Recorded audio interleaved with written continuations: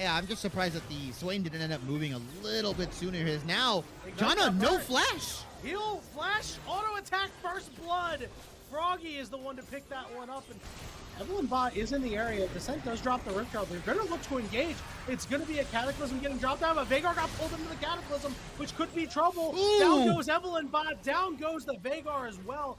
Hugs Descent and the support on the one side, but they're going to be the ones to get engaged on. Ultimate coming out for the Malphite onto the Vagar, but the Vagar is still okay for right now. He's going to try to flash the rest of his team as Evelyn Bot is on the look. The Caitlyn was left all alone on the backside, and no free hugs is now left all alone with everybody else from Farmingdale. That's game!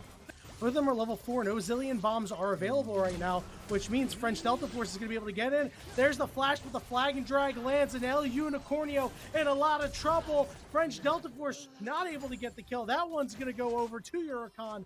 Vagar he's doesn't dead. quite know where he is. Has spotted him out. Here comes the Jarvan over the wall. Multiple members over the wall now as they're trying to get as much damage as possible. French Delta Force able to get the first kill. Now, bearing down on to the Xayah. They are going to get revived by the Zillion, but weak side. It just means they're a sitting duck to give more kills. There's nothing. Yeah, they quite literally. Malphite getting in there on multiple members here. Weak side is now starting to join the fight here. Somebody's in stasis, somebody's resurrecting, but it doesn't just matter. They're just all meant to die to Vagar. It's a double kill for weak side, a double kill for French Delta Force. They get a kill back. Leave the old man alone! But they are going to be able to close out onto the Zillion.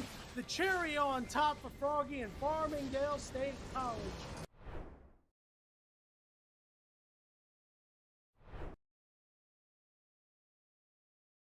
Holding on to this stock at 160. Oh yeah, both of these characters decently heavyweight, gonna be seeing very large percentages. And the back ear from Matt Fat Mansion to take it right there. I see it too. Oh, good forward air tipper there. Hope should be able to recover from this unless you get countered. Dags with a huge opener there. But Splat says, listen, I need you to get right back off stage. It's nice that you want to get here. You gotta go. And the block, I think, actually helps Splat there. Again, falling because the second hit of that. I didn't get to show out last time the way I wanted to. But I'll do it. He's all warmed up now, but he will drop that stock.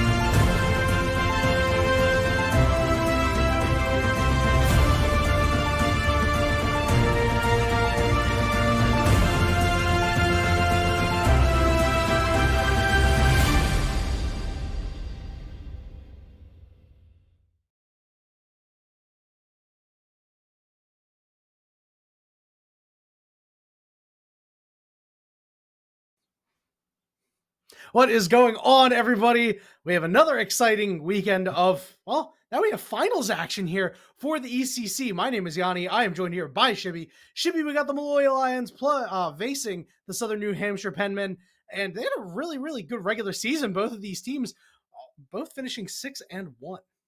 Yeah, respectively, the number 1 and number 2 seeds for this conference. No surprise that they're going to end up in the finals here. We saw some crazy stuff happen last week. We were maybe hoping for a Cinderella story, so on and so forth. But number 1 and number 2 seed coming in should be a very competitive match. I'm expecting it to go to 5 games, but with the way ECC is and with how variable some of these teams can be in the ranks and stuff like that, we could just be in for a 3-0 from either of these teams, right? Momentum is king here. It's a best of 5 for this grand finals matchup. Thank God it's not best of 3. So we've got teams ready to adapt. We've got multiple strategies. We could potentially see subs. There's a lot of wackiness that can happen in best of 5s. And I always am interested in seeing the inter best of 5 meta that kind of happens, right? Like, oh, they won game 1 with this. We're going to ban this out. Now we take this. Boom, boom, boom, boom, boom. It gets really, really cool. I'm hoping we see a 5-game series so we can kind of see and explore what these teams have, right? Dig into the pockets, get the lint out, the coins, the headphones, everything. I want to see it all on the table. Yeah, sometimes you get the headphones that are tied up after you left them in the washer. You know how that goes, my friend. But yeah, this should be a really, really exciting series. As you said, expecting 5. I think we might get 5. I mean, these two teams did face off in week 1. That's a long time ago, but they did do battle. And, Penman got the better of Molloy in a 2-1 series, which some credence that we might see it go all 5 games. Just give a little bit of background on these teams. Obviously, they both finished 6-1 in the playoffs. Molloy was the 1 seed. They got a 2-0 over New York Tech. Had a nice, easy series. The Penmen, who had lost to Farmingdale in the regular season 2-0, played against Farmingdale and beat them 2-1. So they have to be feeling good, right? They've beaten the team that's currently in front of them. They beat the 3rd best team in the league who had the same record as them. Gotta be hot going into this playoff match, this finals match. See a couple bands get brought through here. Nunu, certainly an unexpected one at the very least. I can already see you eyeing that one up, and Oriana, a pretty usual. Yeah, I mean, there must be Kesha EUW on the enemy team if you're banning Nunu, man. Like, straight up, if someone has a Nunu that fearful, like, yeah, you know what, ban it. I don't want to deal with it. It's a weird champion. Snowball, like, you don't know how fast he's going. His gank timers are weird. His clear is really interesting, super variable. If you have, like, a Nunu specialist on the enemy team, just ban it out, take it away. Zoe being taken away as well. Looks like the Penman guys are actually just going for target bans here, while Molloy is just generally banning good things, and we are on the last and latest target patch. Bans again. Never mind, it's Xerath. Patch 13.24, the final patch before we actually head into patch 14.1 and the brand new season here. So, we've had a lot of time on these last 2 patches. A lot of things have developed. Briar has been kicked to the curb, consistently nerfed time and time again. I don't think we're going to see her face anytime soon, but things like Nocturne, things like Jarvan still very good, Viego, these kind of hard carry junglers. Instead, we are going to see the Senna banned away. Molloy cannot go for any of like Senna Tom Kench, Senna Swain, Senna Cho'Gath, Senna X, any tank is not allowed. Yeah, and honestly, it's a great ban, right? Because those lanes are immensely frustrating to play against. You can't really get anything done against them, and then Senna just gets really big, and she starts hitting you from a map away. Everybody knows how frustrating that can get. We're going to see a Lucian ban come out here. Based on the first 2 bans, it could even be aimed at the mid laner Goku, because maybe it's just one of his flex picks that he likes to pull out, something that Southern New Hampshire can flex around. We are going to see a first pick Syndra, the other first pickable mage on this patch. Yeah, and I love the splash art, by the way. Just so a little cool. bit. I know, it's so cool. They're going full, if you guys are familiar with Mortal Kombat, like Sindel, right? Like that look. And I about that. I love that. I love that. The new splash art's so sick. The everything about it. I really love the art. But we are actually going to see a bit of a wacky jungler. Another AP jungler being locked in here. Fiddlesticks instead of the Nunu. Really, really feast or famine champion, right? Fiddlestick's one of those guys that if you can play it to a T, if you can play it perfectly, can just devastate team fights, right? If you're ulting over the wall, ulting without vision, it can be really, really scary into this composition, especially into something immobile like the Syndra. She can't deal with something that just jumps on her, and that's a Tristana also being, I'm going to suspect, locked in for the mid lane here.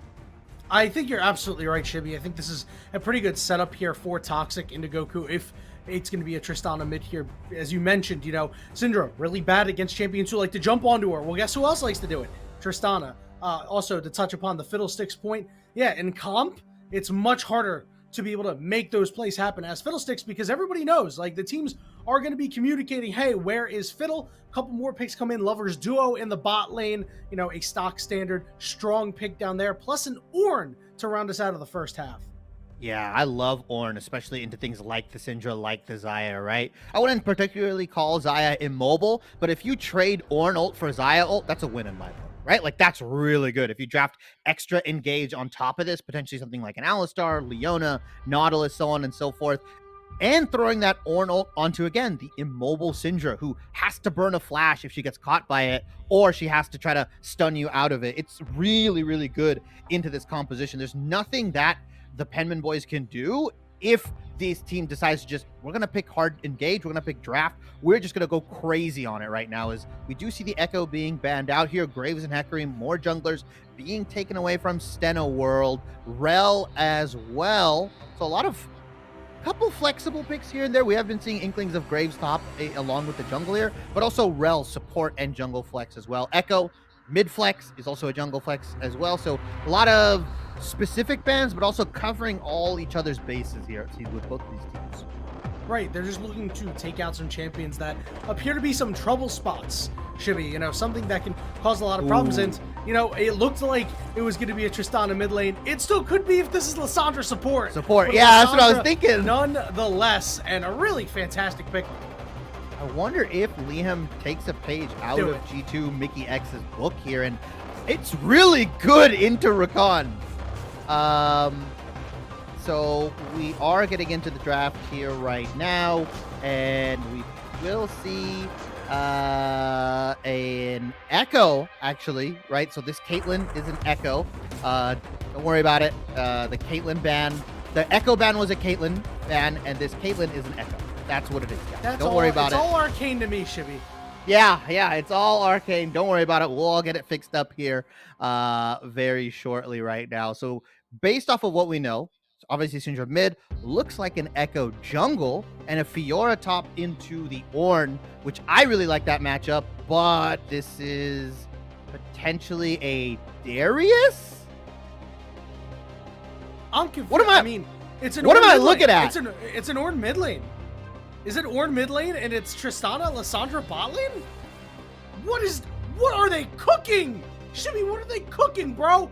What is going on? I have no idea what concoction they're brewing up. I thought Halloween was over, but the Witch's Brew is with us here tonight in December for the ECC finals. They've got the Eye of Newt, the Goblin's Toe. They've got the blood of an orc. I mean, they're just throwing everything in the cauldron, like you mentioned. They're cooking something, and I'm gonna be real, it's looking pretty nasty right now. If this is what I think it is, a Tristana, Lissandra bot lane into the Rakan, into the Xayah, an Ornn mid lane of all characters into the Syndra here. Darius into Fiora can be a rough matchup for Fiora early on. Fiddlesticks, I presume, is still going into the jungle. It has all the inklings of like a hard engage composition. You have ways to stop the Rakan. You have long range engage with the Ornn. You've also got the sneak engage coming out from the Fiddlesticks. So many different ways this team can jump on you. It can be rough for SNHU here to kind of keep track of what's happening in a fight. Yeah, it's gonna be really weird, Shibby, and who knows? This could even be an Ornn support, right? Like this is really crazy, wacky stuff, and this is something I wanted to talk about. We mentioned how in a best of 5, how a best of 5 meta shakes out, but there's always the cheese game, and I know you love your cheese, and you're gonna get it here. There is always a cheese game in a best of 5 that says, let's go out there, let's go steal a win and get the job done. And right now it looks like we might be witnessing that before our very eyes here. Yeah, and the crazy thing to think of, right? And we're going really far ahead right now.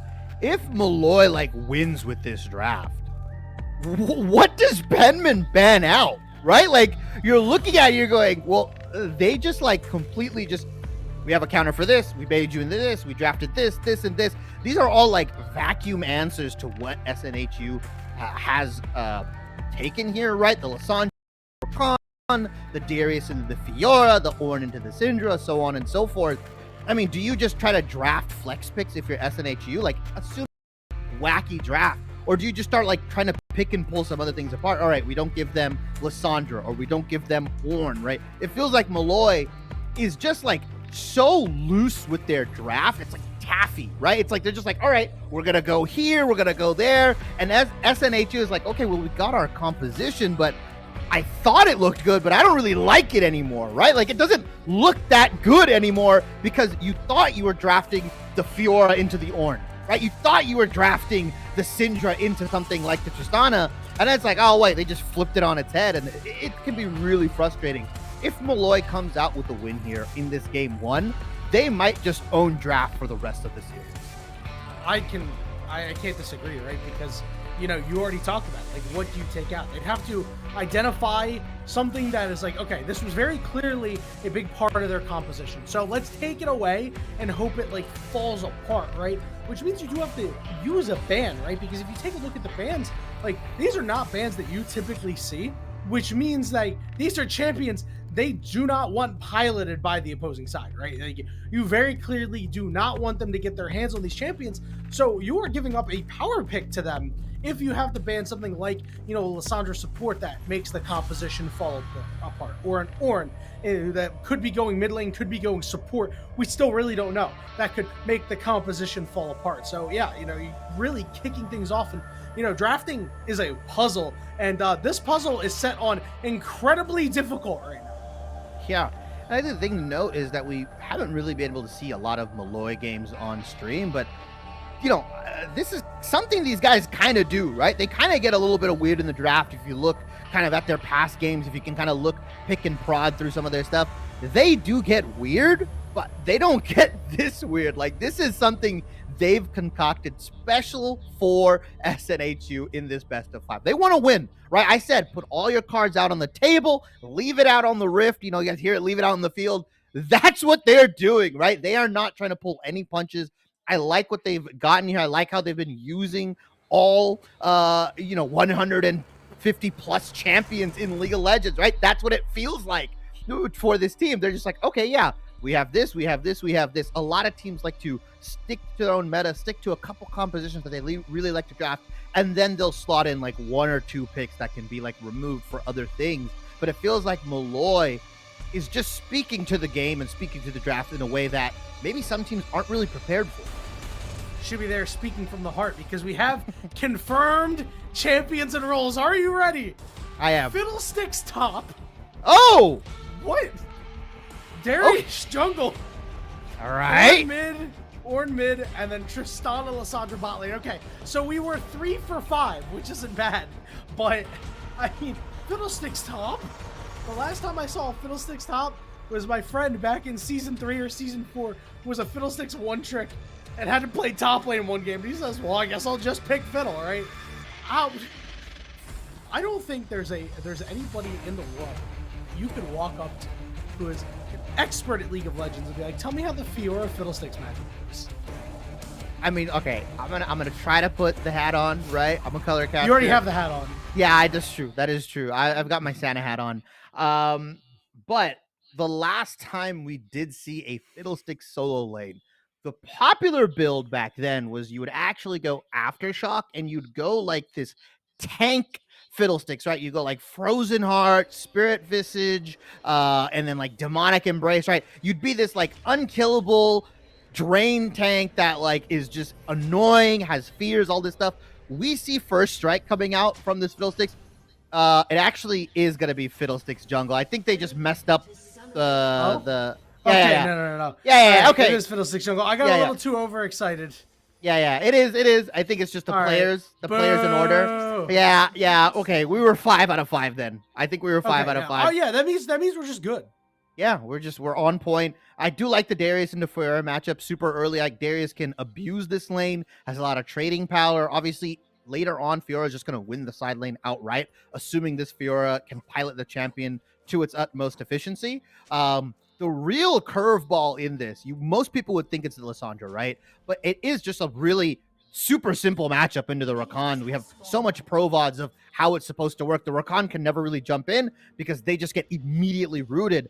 The wrench in the plan for SNHU is this Fiddlesticks. They have to be at all times cognizant of where he is and where he isn't, right? Where he could be if you don't have it warded, because it's impossible to ward every single flank angle. You just have to play like he's confident that he's in one area and you play away from it, right? One step and one miscalculation could just turn the game on its head, right? Come level 6. Yeah, and based on the way these champions are on these teams, I mean, you drop a death, all of a sudden this game could get out of control real quick. Should be another quick note here is we weren't baited, actually. Steno World is typically the jungler, and Molloy is typically the top laner. So I guess they got the Fiddlesticks pick, and they said, yo, listen, you know what? We're going to run with the Fiddlesticks. We're going to swap out the roles here. So That's a little bit of extra spice. Shibby, you said, hey, we might see subs, but did you expect we'd see role swaps? Collegiate is a wild and wacky world, right? I mean, even at the top level, Yanni, you and I both know we've got mid laners swapping to top lane. We've got junglers playing AD carry.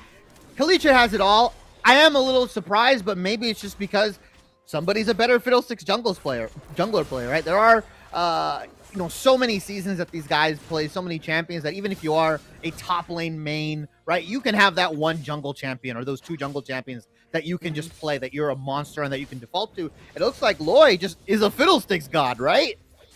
Hey, you know what? And the Fiddle God should put some fear into the opposing side, but Dragon Tempest looking to put some fear on the Steno World here.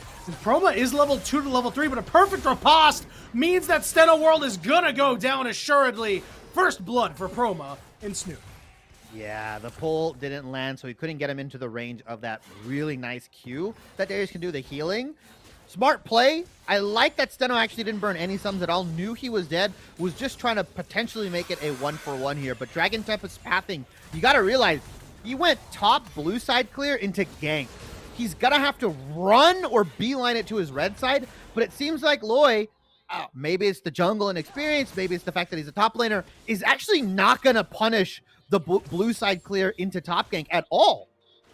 Yeah, I mean, it also could be because he's a Fiddlesticks, right? It's an incredibly difficult champion to punish, the moves that the opposing jungler makes, right? Because you kind of want to just do your thing and farm to level 6. I mean, you can already see that, because he started topside, he didn't really have the mana. So if he runs into Dragon Tempest, it could have been bad news. So electing to just play it safe here. And we mentioned earlier, right? Like, Molloy definitely wants the team fight. So giving up first blood, not the worst thing in the world. Yeah, I think their strength comes from their level 6, right? Their strength comes from, we can start a team fight at any point in time. You can never counter engage us because we have a Lissandra who's ready to W, who's ready to ult somebody that's up a little bit too far forward. Yeah, Molloy, they're not too worried about that, although giving it to Fiora is kind of rough because Darius is supposed to have this early matchup in his favor, and when you give a Sheen to Fiora, it can be really rough. Yep, and we'll see how rough it gets. Steno World flash to heal. Steno World with the incredible outplay onto Chroma. Who needs a Sheen? Oh my, nice flash Q. Gets the max range healing onto it. Chroma burns all the sums with that Sheen power spike as well, like you mentioned. Is not able to close out the kill, and like we said, Darius should have the advantage early on. Even though you have a Sheen, it's still a Darius. Yeah, and it's the worst feeling in the world if you're Dragon Tempest, and he's never going to talk about it. You spotted your top laner a kill, and your top laner can't get the job done. Luckily, Dragon Tempest didn't lose anything for it. But Chibi, take a look at this top lane already. We're seeing a massive CS lead over for Steno World, right? And he hasn't even gone back yet. So this is something to definitely keep your eye on because we thought it could be the Fiora who has the potential to run away with the game. But it could be Steno World as Tasso goes in here on the bottom lane. Suki gets ignited, has no mana available. And here comes Tristana forcing the flash out of the Xayah, and Tasso once more. The slows are too much. The flash, the Ring of Frost, blow him up! Tristana as they're able to take down Suki, and it's the Frozen Thrall, but able to hop away is the Rakan. So just a 1-for-0, but Molloy looking good. Bit of a dicey situation for Molloy's bot lane here. I was like, okay, this Lissandra's going in with Claw and Root, but Tristana already used the explosive charge. Luckily, the cooldown isn't too crazy high on it. Was able to get a second one out there for the next engage, but Steno World, once again, the apple of Dragon Tempest's eye. Another gank. Round 2, and your boots aren't going to help you out against the Echo. This time, Dragon Tempest says, hey, listen, I spotted you one, the next one's mine, but the bleed was too much. Shibby, that chunked him for so much. I thought promo was fine. No, once those full stacks get going, I was like, wait a minute, he's gonna die here, right? Even though you can get that healing coming out from that the tree here, the inspiration tree, sorry, the precision tree here. You can get that healing coming in. It's still not enough. The bleed is just so detrimental, especially at full stacks. It can just kill you outright, and we saw that's a 1-for-1 trade. Delayed, yes, but Darius got the kill. Doesn't allow the Fiora to shove the lane in completely, so he doesn't really miss a whole lot. Doesn't miss the wave.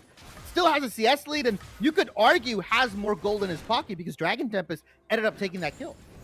Yeah, and now Dragon Tempest is going to have to revisit up on the top side. Meanwhile, this Fiddlesticks has just had ample time to, farm up. He's almost at level 6. And you can see Dragon Tempest taking a back here, which means that, Settle World is going to be able to go wherever the heck he wants right now. Level 7, the big boss of the game. Yeah, and all this time, Loy has just been quietly farming, getting himself a camp lead, recycling his camps consistently here, and he doesn't really have to do anything, right? He's on a full clear Fiddlestick. As long as your laners don't make mistakes, you will just outscale this Echo. Now, Teso is just going to claw out of there. Was in a little bit of trouble, but yeah. This Fiddlestick's having the time of his life, especially when you're playing that champion. You're so susceptible to invades. You're so susceptible to the enemy jungler just walking in and taking what he wants. Because Echo is so preoccupied by like helping his top laner get through the early stages of this matchup, helping him like deal with the Darius, Fiddle can just farm, get that CS lead, get that camp lead, hit level 6, and really start doing damage on the map. Speaking of farm, Toxic at 10 CS a minute right now. Goku still in his training arc here, as he hasn't quite gotten to match up to where Toxic's at, so it's going to be really big. He's mid laner and the jungler, as Tasso is going to have to claw his way out of there as Dragon Tempest shows up to put a little bit more pressure on the Molloy bot lane. Yeah, it's Dragon Tempest's game to do so much, right? He's got to get ganks off. He's got to get kills because he will just eventually lose the war to Fiddlesticks when it comes to items, when it comes to cycling camps, right? They're taking the trade here. Cloud Dragon for Rift Herald. I've actually been in heavy favor of ignoring the first 2 dragons. I think first Rift Herald is way more important now, especially with all the nerfs that came in to those early dragons, to the dragon stacking. It's actually more beneficial to give the first 2 and just stack the next 4 of whatever dragon soul it is for your team, and to get that Rift Herald, to get that gold, direct inject it into one of your laners, whether it's top lane, whether it's bot lane. It's so much better. I'm in full agreement with you, Shibby, but the problem is, if you want to go for Rift Herald, if you're a penman, you have to look at who's up there. It's Steno World, who's about to dunk onto Proma here and chunk them out. Yeah, that's just what Darius does, right? Full stacks on the bleed. Even if the ultimate doesn't kill you, it's the best case scenario. You will just die to the bleed outright.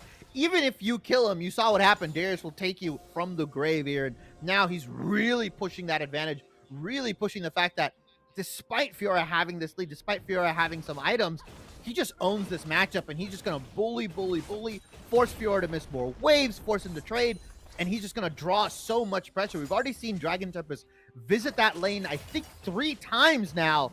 And because of all that time wasted in the top lane, Tristana and Lissandra get to run this bot lane. They've got plates, they've got CS, they've also got a kill to their name. It's really rough for Dragon Tempest because he has to make the tough decision. Who do I help? Yeah, and Dragon Tempest has been bot lane a lot here and still hasn't been able to make anything happen. So this is really big for Fiddlesticks and the side of Molloy, right? Because Fiddlesticks has just been able to farm up, is now level 7, can make an impact any time that they want. And, it's an egg timer, as you mentioned, although we might see it engage in the bot lane. Rooted up is Suki as Tristana trying to get away, dropping the ultimate onto that Rakan. But Rakan going to be able to at least charm up the Tristana, who now gets rooted up. It's the turn, it's the ultimate, it's the flash, but Suki is the one to fall. Ooh, a nice cleanse coming out from the Tristana here. Cleanses the feather recall, is able to immediately start firing back. The W for ultimate trade, and unfortunately, because Suki pulled the feathers back earlier, did not have it for the ultimate for that extra little bit of damage. Tristana's able to get more autos off, gets the healing, and yeah, that's that. Yeah, he's dead. Tick slowly but surely. Yep, the top lane, Fiora will die to the DOT here. We do get a return kill from Dragon Tempest onto Teso, back and forth, and Dragon Tempest, yeah, he's abandoned top lane. I would too, right? Women and children first. Get out of there. Go bot lane. Listen, Shibby, I've seen a drubbing get this bad, right? I watched the Eagles play the 49ers, and I'm starting to get PTSD from this. I'm feeling for Proma here as first turret goes the way of the Molloy Lions and Steno World specifically. As Promo's going to come back for round 2, but look at where Fiddlesticks is positioned. Promo wants to go in. It's going to be at a great cost. Second charge gets off. I think the crazy thing to note here is that despite Fiddlesticks having 0 kill participation, and obviously Echo being a 2-0-1 scoreline, he's only down 200 gold. Is now Suki, no ultimate, no sums, should just be dead here. Yep, there's just too much CC on the bottom side here for Teso and for Tristana. And, you know, there's a 3-0 Tristana, there's a 4-2 Darius. I mean, Toxic hasn't really left the lane either. And, like, you know, at some point, we have to talk about, is that really what's causing a lot of problems here? No movement from the Syndrome. I mean, he's doing what he can, right? He's got a nice, comfy 50 CS lead over Goku. That's typically how the lane is going to go, especially if you're melee into mage. And this time you're a tank, so you don't really have that trading power. But Goku's content, right? He's in the hyperbolic time chamber. He's fine. He's got the abyssal mask. He knows his job. Let me be a tank. Let me reduce the resistances. Let the rest of the team do the heavy lifting. I just have to make sure I survive, I land my CC, I land my abilities, and as long as Syndra doesn't get too far ahead, doesn't get too many kills, the rest of my team should be able to do the heavy lifting. He's doing fine, right? Like, yeah, he's down 50 CS, but he's not really too bad considering he's got Abyssal Mask, ornaments, the scaling. I give scaling to MU here because they've got Triss, because they've got Ornn, because they've got Fiddlesticks. It's rough for Toxic to play the game. Yeah, and you know, it's really nice when you see a player who's willing to forego resources, right? Oh, you know, we all know Goku's the main character, but he's playing more like Krill in this game, but he's happy with his role. This Fiddlesticks is going to show up, and the root coming in from the Lissandra, it's just too much CC. Suki goes down, the teleport gets canceled up with the Call of the Forge God. Goku's going to flash away and will live to tell the tale on top of it. Wow, Toxic not triggering the ult there immediately. Even if you flash, Goku probably would have died there. But like you mentioned, just too much CC. You could have a QSS, you can have a Cleanse, you can have a Miguel's. I wouldn't even think that's enough to get away from what Molloy has concocted here. And we talked about the Witch's Brew composition that they have. It's looking nasty, disgusting. The warts are going over, right? Your time is ticking. You're going to turn back in. The pumpkin's gone. SNHU is looking very, very distraught. Yeah, and Toxic is on a solo mission. Manages to go 1 for 1, but Lee Ham is going to die on top of it. It's 2 kills for the Tristana. Dragon is what's being targeted here. Dragon Tempest is just hiding over the wall, wants to maybe get in there, try to smite. You can see Suki trying to attract as much attention as possible. Dragon Tempest going in, swipes the dragon, and Echo ultimates out, but it's Suki's life for that. Yeah, Suki tried to get vision, was trying to see if they were holding drag, if they were doing it. Don't really think she needed to be there for that long, because like you said, Echo has the ability to just rewind time, get out of there. Nice steal. That is okay. That prolongs, that allows you to have that win condition of stacking the Infernal Dragons. If they win a fight, if they can get 3 here, as we do see a little bit of tearing on the screen right now, but that provides SNHU some hope, right? They're only down 3.5k gold, obviously at the 15-minute mark, but they've got 2 dragons and they get the Dragon Soul. Infernal be it as well. Will give them that little extra facelift, that bump that they potentially need, even though they're despite that Dragon Gold. But that's a long ways away. That's 10 minutes from now, Yanni. And I don't think Molloy is going to give them that opportunity. Now, Molloy is going to look to put the Penmen in a chokehold here, 5.5 minutes into the game. It's only 3,500, which, you know, is a lot, sure, but doesn't sound like that much based on how this game has really gone for them, you know? Yeah, right now, though, we see Suki trading super aggressively. They've shifted Goku into the side lane here, which I don't actually mind. You bring your Tristana, you take him to the mid lane, you've taken the Rift Herald, you got your Turret Buster, and look at all the CC like you mentioned. Oh my god. I mean, Toxic hasn't been able to go anywhere, but gets just enough time to drop the ultimate onto Tristana and get a shutdown for it. So, the Penmen getting a little bit of value here all of a sudden. Yeah, I mean, a whole bunch of CC used. You still only get 1 person here, but we forgot to kind of pan back to this top lane. World, he just runs it, right? He's got the Ds, he's got the least, he owns everything. He's evicting Proma out of top lane here. Like, it's rough. Uh-oh, Suki is the one who gets engaged on here after a nice Fiddlesticks ultimate, but the root goes down, the Ignite is there. Is it enough healing? Not quite enough as Suki is able to get kill number 1, and Teso takes a lot of damage on the backside here. So the Penmen fighting very, very hard to try and grit their way back into this game, Shibby. Yeah, Molloy, I would say kind of getting a little bit over aggressive, feeling the need to make plays, right? With this Lissandra, with this Fiddlestick. I understand it, but you just don't have the damage. You're not going to kill Suki, especially an individual who has cleanse, who has the ultimate available. It's really hard to catch her. You need to layer this EC on there, and even on top of that, you need to make sure you have the damage to put it in, right? So the Tristana, the Darius, two of your main damage dealers here need to be there, because although Fiddlesticks has farmed quite a bit, has the Hextech Proto Belt, is just enough to completely one-shot somebody. Not until he's like 3 items in with like a Void Staff, right? Yeah, and that's really something a little interesting that we didn't talk about, the team composition here.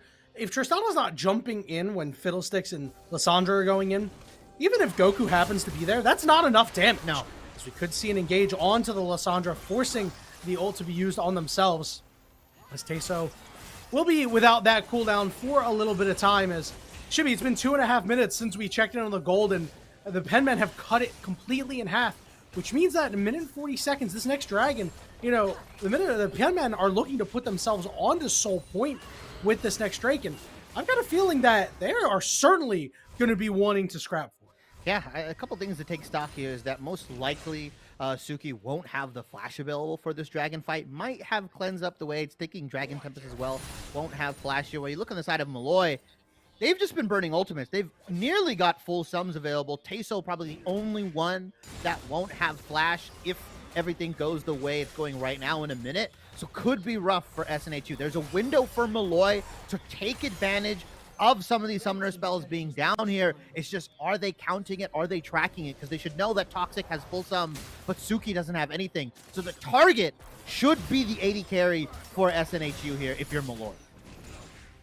Molloy putting 2 members on the top side here. Chroma took it back.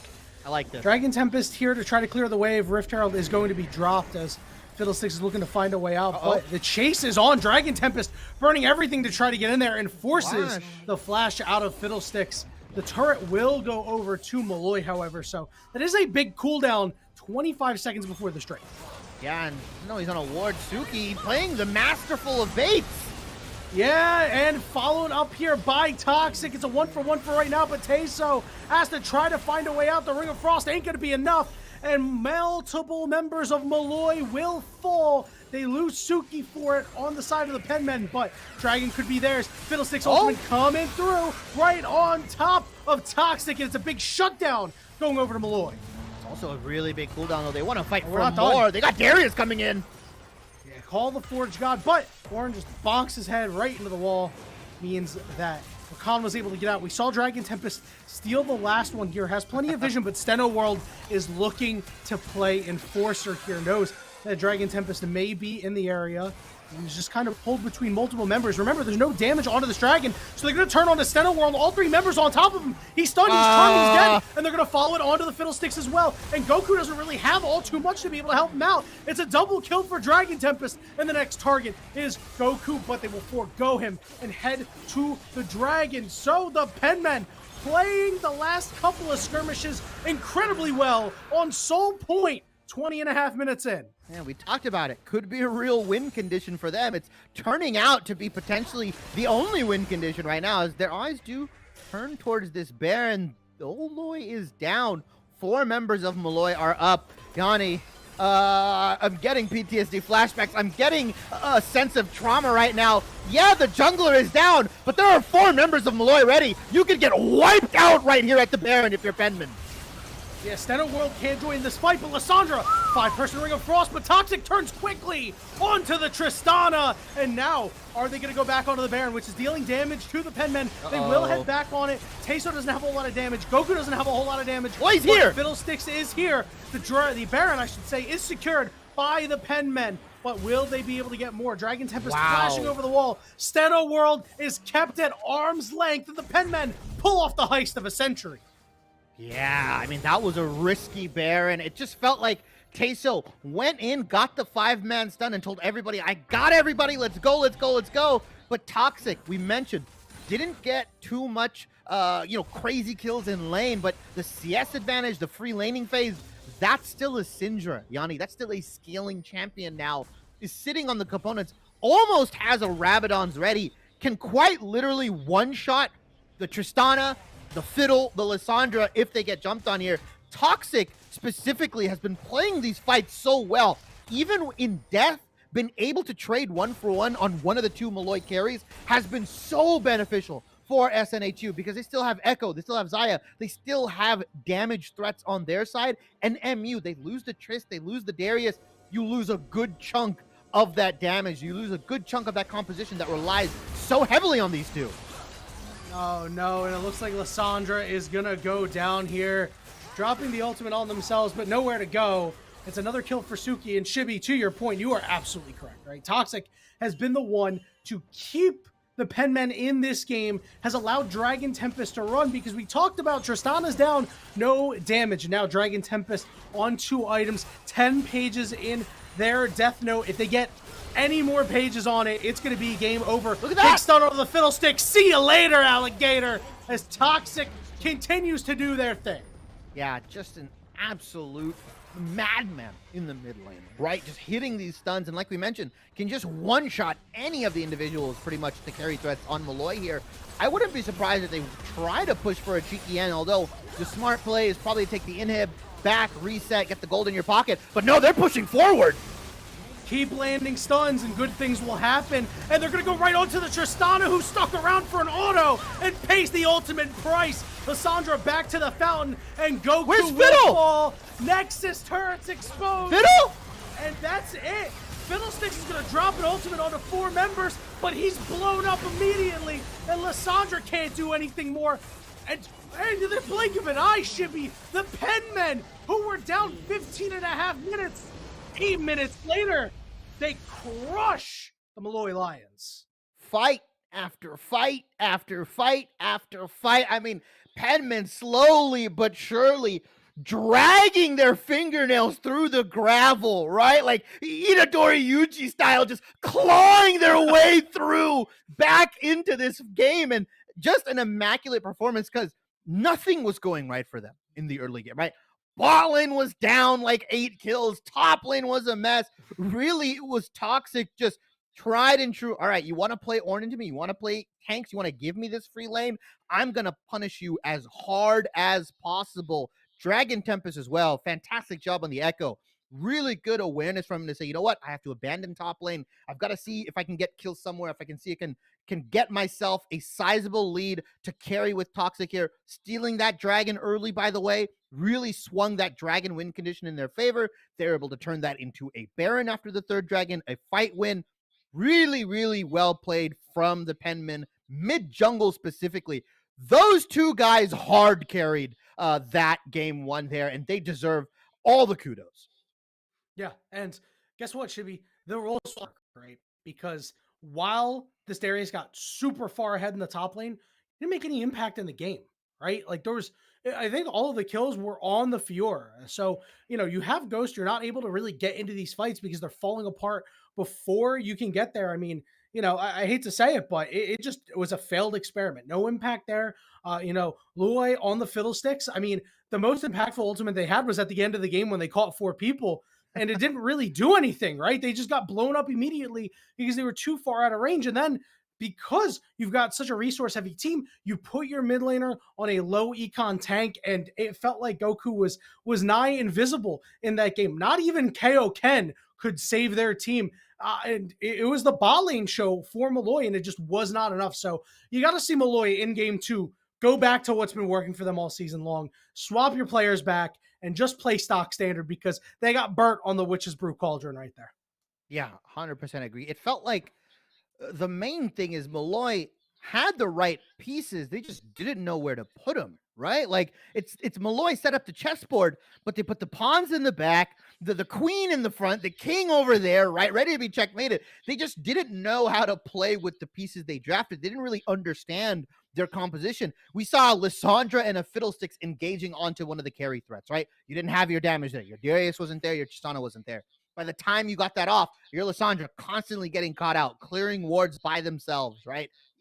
You have to play as a team with that composition. Right? You have to play 5v5, walk in together, use the Ornn ultimate on top of the Lissandra, on top of the Fiddle. That's how you set it up, right? You get the 5-man stun into the 5-man knockup, into the 5-man Fiddle ult, or even if it's 3 or 4-man, that's what you're supposed to do. They tried doing a press R composition, but only 2 people pressed R at the same time. You need a couple more buttons there. Yeah, just a couple more buttons are needed, as you said. And Molloy is going to have to go back to the drawing board here, as we are going to take a very short break. And when we return, we'll give you the Game 2 draft between the Molloy Lions and the Penmen in the ECC Fall 2023 Finals. Don't go anywhere.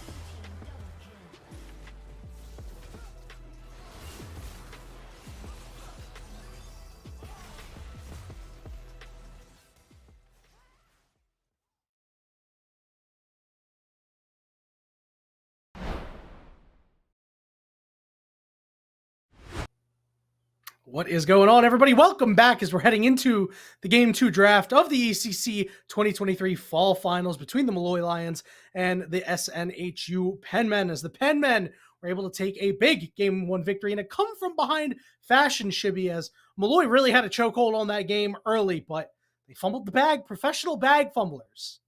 Yeah, not a major bag alert for Molloy here, unfortunately. Yeah, for people just joining us, Molloy had a really wacky draft. They had an Ornn mid, a Fiddlesticks jungle, a Tristan Alessandra bot lane into Zyra Khan, and they definitely played the early game as expected. It's just like we talked about. They had the pieces, they just didn't know what to do with them, right? It was very distinct. It didn't feel like they knew how to take that lead and run with it. And SNHU just completely abused the fact that Molloy was getting really antsy, right? That they were trying to make plays. I mean, the perfect example of that is that mid play where the Xayah is baiting, right? Suki is baiting in the mid lane, sees that Tristana's on a ward, but Tristana's trying to bait, right? Jumps in with the Lissandra, but then rest of Xayah's team is on the other side of river ready to jump, right? That's the mind games that you can get from both of these teams. And SNHU just was the smarter team during the game, right? You can draft all you want, you can use all the champions, but if you can't actually put them into action, if you can't take those leads and take that to the Nexus, it don't mean anything. Molloy's draft was really, really big brain, but when it came to gameplay, you know, the cylinder went in the square hole, the triangle went in the square hole, the arch went in the square hole. It just was not coming together on gameplay. So second time around here, picks and bans getting started. Once again, Nunu, and it looks like it's going to be Orianna taking off the board. I mean, you know, pretty stock standard stuff. And I mean, if you are SNHU, like, why would you change it? Yeah. You'd be like, all right, you know, listen, hey guys, it was a little rough early, but it worked out. Yeah, I mean, I don't know if it's a reliable strategy to bank on the enemy team just messing up their team comp, right? Hey, you Maybe can not. try. They might snuff something out, be like, you know what? I don't want the Lissandra here. But if they, since they are on blue side, if they do ban the Lissandra out on this third pick, Molloy can just say, okay, well, we'll ban Rakan, so you can't just take the Zyra Rakan, right? That's what you do if you have that R3 ban. Zoe, take it away. Lucian as well. These are all the same bans that happened in game one. So I don't think Molloy necessarily sees a problem either. It wasn't one particular champion that was just like, hey, ruin the game for them. It was the matchup that they put into it, right? The Syndra was a problem because the Ornn was mid. It wasn't that Syndra was a problem, we have to ban it out, we want to play Ornn mid all the time. It's just, let's take a better mage into it, let's take something a little bit more aggressive, let's not give Syndra a free play. Well, the problem with that, Shibby, is that you could, you know, if you have a misread there, you might be down 2-0 in the best of 3 and cause a lot of problems. So I think Molloy wisely taking the Syndra out here. It does mean that Echo's available again for Dragon Tempest. I personally thought Dragon Tempest played a fantastic game, right? He manufactured a lot of kills on his own. You know, seems to obviously play the champion at a very, very high level. But, I mean, listen, we've seen some wacky things happen. I'm never, ever again saying, yep, Graves jungle, because we saw what happened at Worlds. We saw Graves top lane come out. I mean, like, come on, right? Yeah, Graves is a flex pick, right? From what we've seen, can go really well into the Aatrox. A lot of these, like, melee, bruiser, or even, like, kind of, like, lane bully kind of top laners, Graves just kind of does it better, right? Because he's got range, he's got armor. Hell, he's got a smoke screen, so you can't even attack him. You don't even know where you're getting hit from sometimes. Molloy, though, going a little bit safer here, going actually a little bit stock standard. There was a Caitlyn ban from SNHU here in the later phases of their draft. B4, B5 specifically, they banned it out. Molloy said, you know what? You didn't take it out. We're not going to give you the chance. Maokai Caitlyn, a complete 180 from kind of what they were playing in game one, right? This is a keep away team comp at the moment, right? This is, we're going to hit you from long range. We're going to poke you down. We're going to set up traps. You want to engage? Okay, here comes Twisted Advance. Here comes the roots. Here comes everything, right? Maokai is so annoying to engage into, but SNHU, they are going to take the Xerath that was banned away in game one. That Syndra ban had a Xerath ban. I like that. Range for range. It's really rough to deal with Xerath. They're also going to take the Lux away. I don't know if it's going to be Xerath, Lux bottom lane.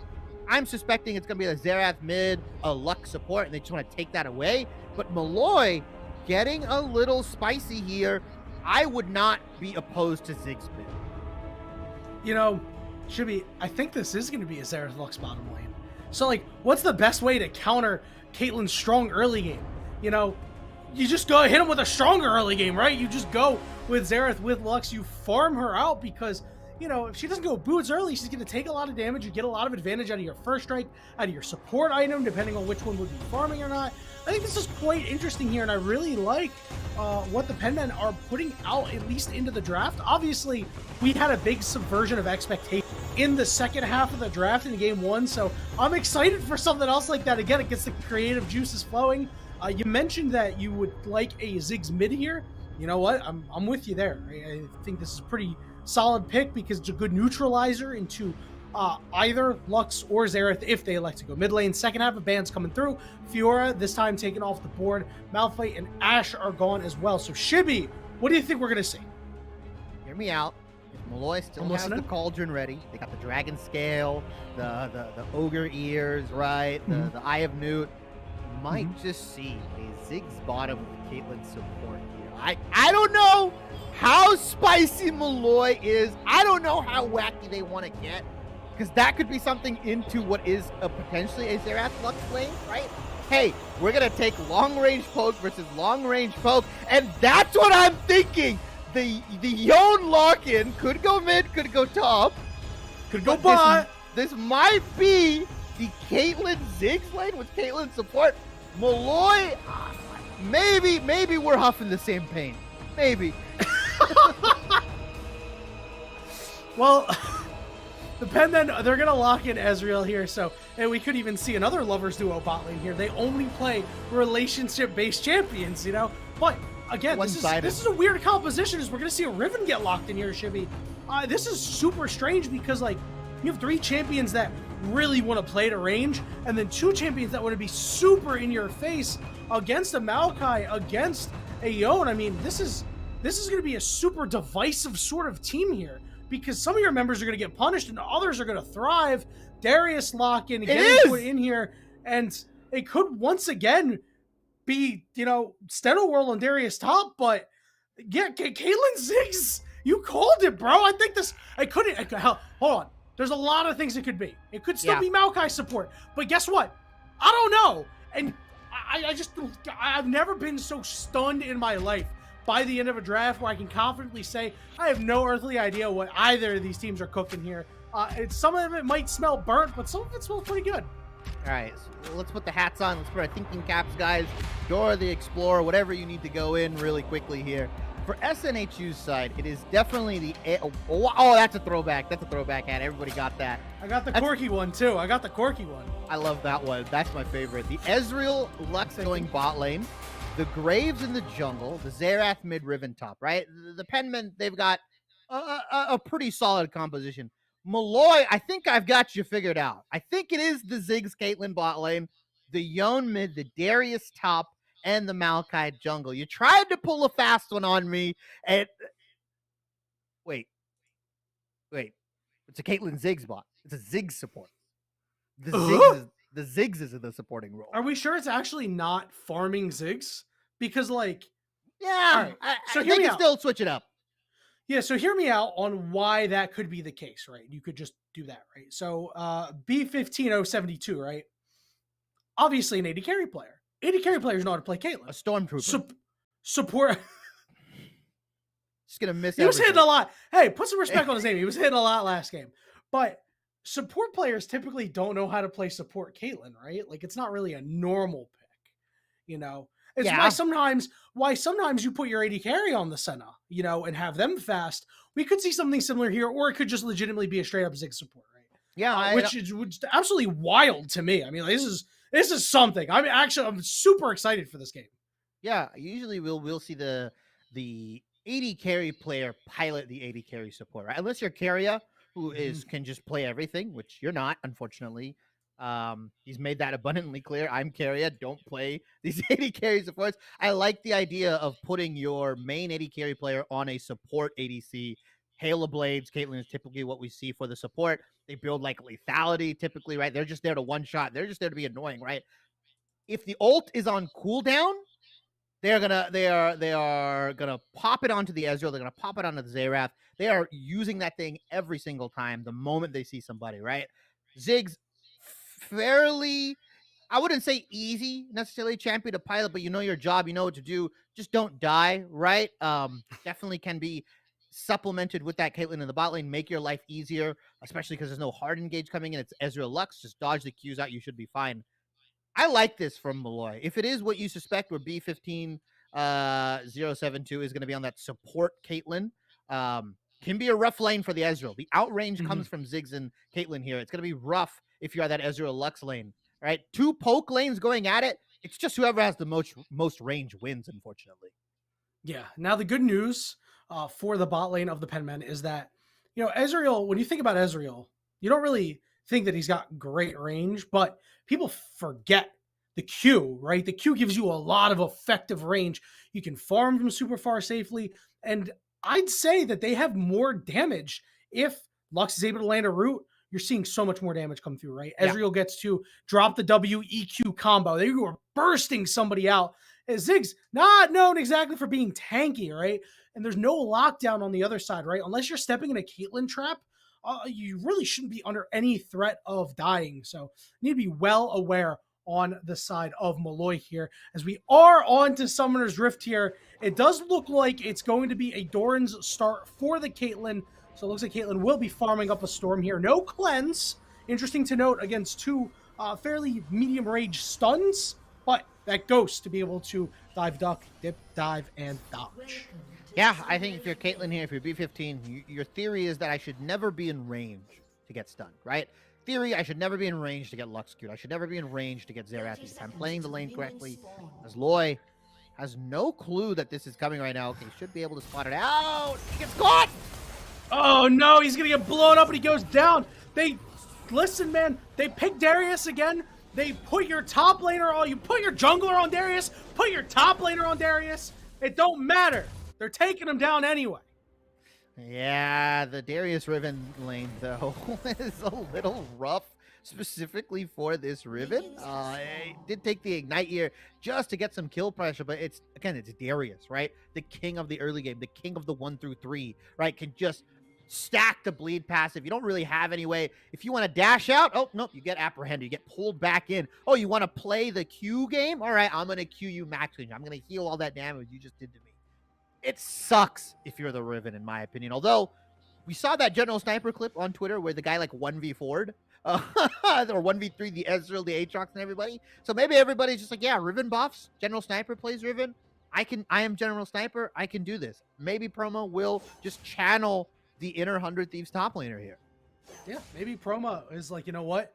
I'm a Riven to Challenger, and I'm gonna get picked up by an academy team, and then, you know, all of a sudden the arc starts with the greatest player that we've ever known in NA. But it could start here 2 minutes into the game here, as, you know, Shibby, that's gotta be pretty demoralizing. You know, I talked about how, yeah, you know, your jungler loses on Darius, your top laner loses on Darius. I mean, obviously won the lame lose game, but, you know, that's gotta be very hurtful here. Is the bottom lane of Molloy level 2 already. So this Ezreal Lux combo not doing a great job of utilizing their range early, putting themselves behind the 8 ball. Yeah, and the one advantage that this Ziggs has is that he doesn't have to burn his spells to farm, right? Typically, we see the Ziggs bot lane have to make the choice. Do I farm or do I poke? Whoa! Oh, Dragon Tempest is slithering in here as Teso is super low, and they're not able to trade a kill back here, and now this Caitlyn is on the run, ghosting away from Dragon Tempest, realizes he's not going to be able to catch up, ends up being another kill going over to the Penmen, as this game looking far different from last.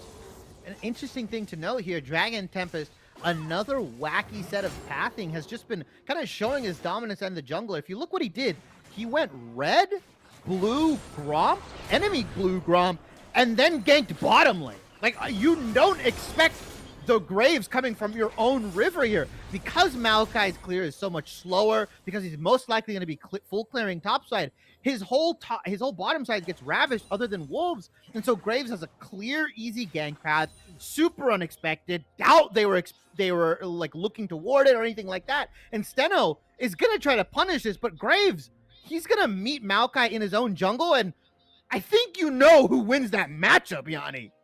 Yeah, I mean, maybe he's thinking that Dragon Tempest is backed or something like that. I guess the only thing that's going to be of note is that Dragon Tempest, it doesn't have any extra items, but Steno World obviously spotting out Dragon Tempest there, though. Steno World might want to come back around here because he's got help from his Darius. Dragon Tempest could find himself in a little bit of trouble. Does get rooted up. He's about to get apprehended here on top of it. He's going to slide flash, but the Darius chasing after him in hot pursuit with that Ghost Burn.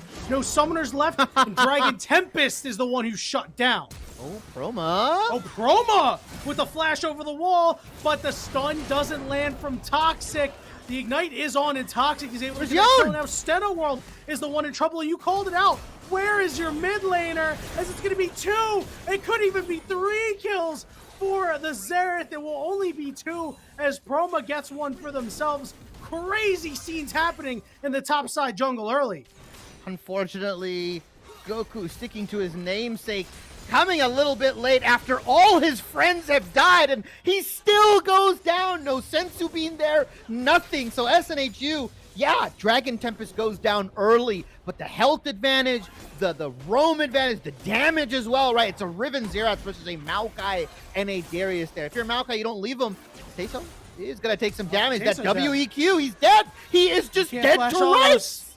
Yep, and that is the fear, right? When you're going up against this sort of lane that has that range, has to be able to deal that sort of damage of a very squishy champion. Tayso unable to really make the impact that they thought they would here, especially after the last game on Lissandra, where they played pretty darn well.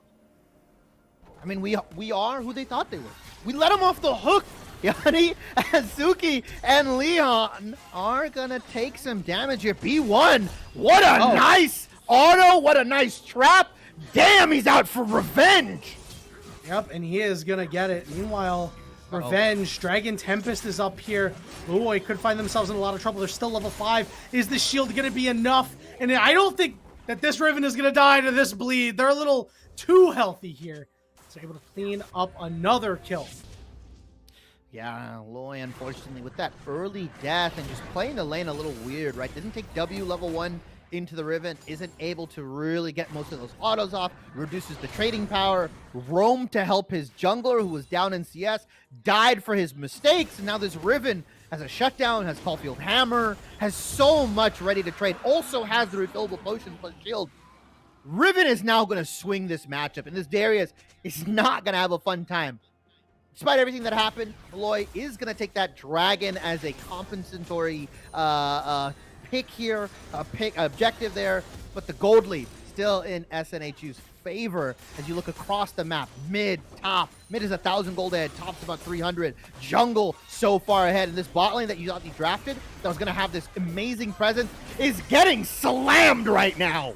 Oh yeah, this is, you spend your second round or first round draft pick on this bot lane, and it is not working out for you, Shibby. They are getting absolutely dumpstered right now. A clean 2-0 for the Penmen.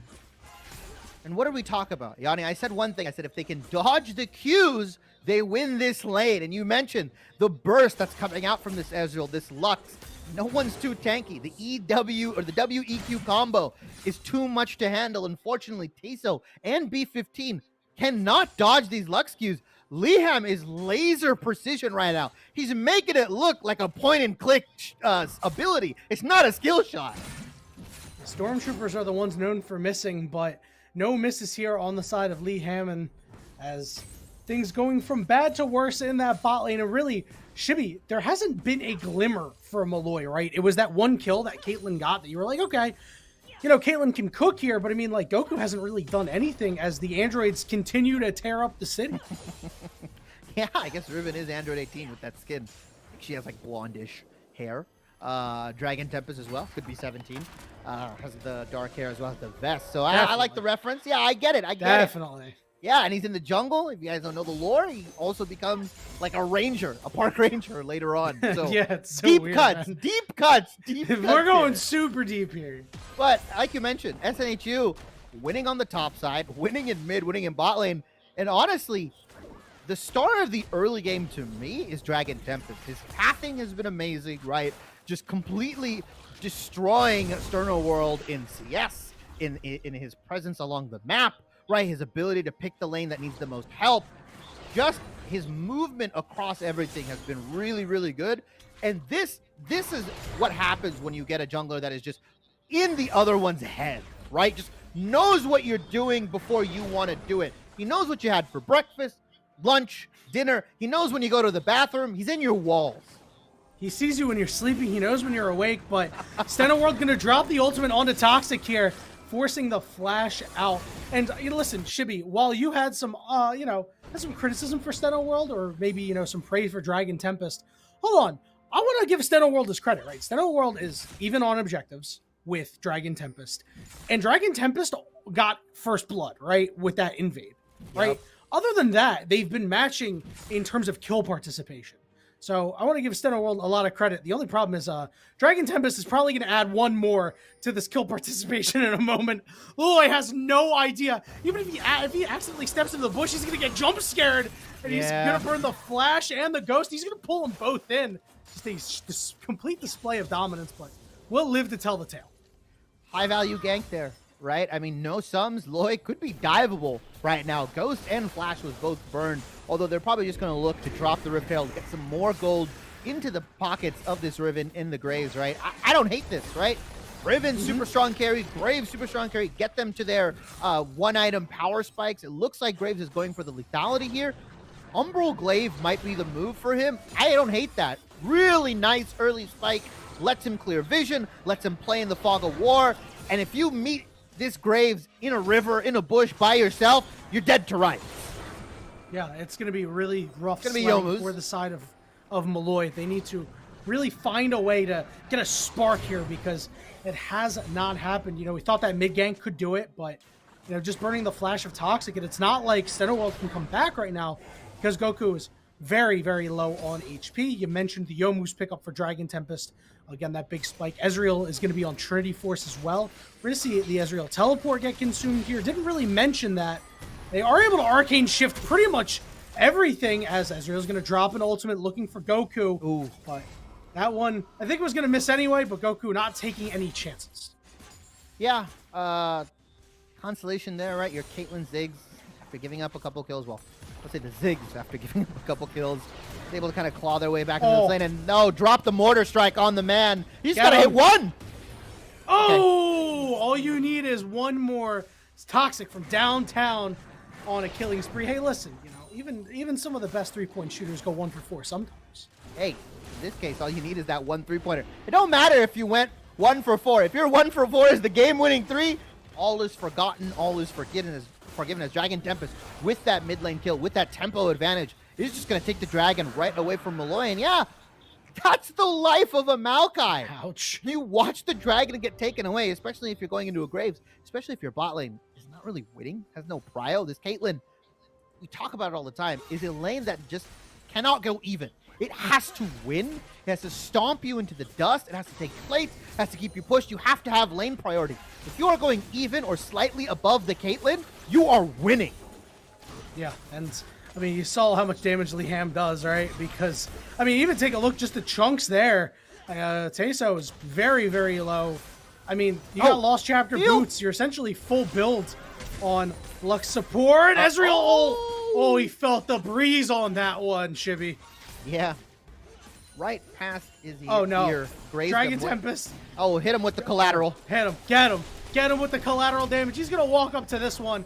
He's just going to auto-attack him as Teso just has nowhere to go. He ran out of room, which means his bottom turret, looking for plate number 4 here, is Chroma getting in a 1v1 with Molloy here, who's going to dunk him under the turret. No stun landed. The last turret shot, not going to be able to get the job done. Big shutdown for the Darius. Yeah, that's how that matchup should have gone earlier. But Dragon Tempest swung that in Proma's favor here. We haven't really talked about it too much, although we did talk about that one kill that he got. But Toxic quietly just putting up a crazy game. 3-0-2, another like 50 CS lead on the mid laner. As I said, I apologize. I'm sorry. I'm sorry. Yeah. Disrespecting the Goku right there, but SNHU able to make hay on that play this time around. Toxic not utilizing the flash there, but again, a big shutdown. So Molloy getting at least a little bit of gold into their pockets here. Not all hope is lost. Down about 3,000, almost the 14-minute mark. Remember that the Penmen were down about 3,000 at the 15.5-minute mark, and came back to win the game, Shibby. So, you know, gold lead, not always reflective of who wins. Yeah, I mean, things can change in a matter of minutes, right? We saw yesterday, but look at the damage coming out from this bot lane, and they've got more. They want to keep going. Yeah, Suki going forward with that E, looking for a couple more. The Ezreal whiffs again, but it should be a pretty easy pickup on Teso there. Oh, the and barrier! the barrier is just too much for the Caitlyn to handle. B15? Super low, the headshot not there, but Toxic is the one to clean it up, helping out his brothers in the bot lane. Yeah, and that's his air throw. Doesn't even need to be in the lane. Just mortar strikes in, gets the kill. I mean, B15 played that as well as you could, right? Teso just needs to land maybe one more ability, another Q, an auto, something. And B15 probably gets the kill there. Unfortunate. Teso, this Zig support is not working out. I'm going to be real. This is a horrible pick, Yanni.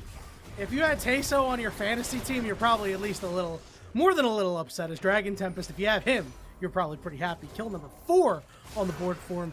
Rift Charles potentially for the taking here, but Darius flashing in, apprehending 2. Chroma a little far away, but hops in on the backside. Meanwhile, Goku gets in there, but Suki is on a rampage. What is Goku this? has to go out, and Promo ripped apart the Ziggs as Molloy can do nothing. They watch haplessly as their team is cut down in front of them.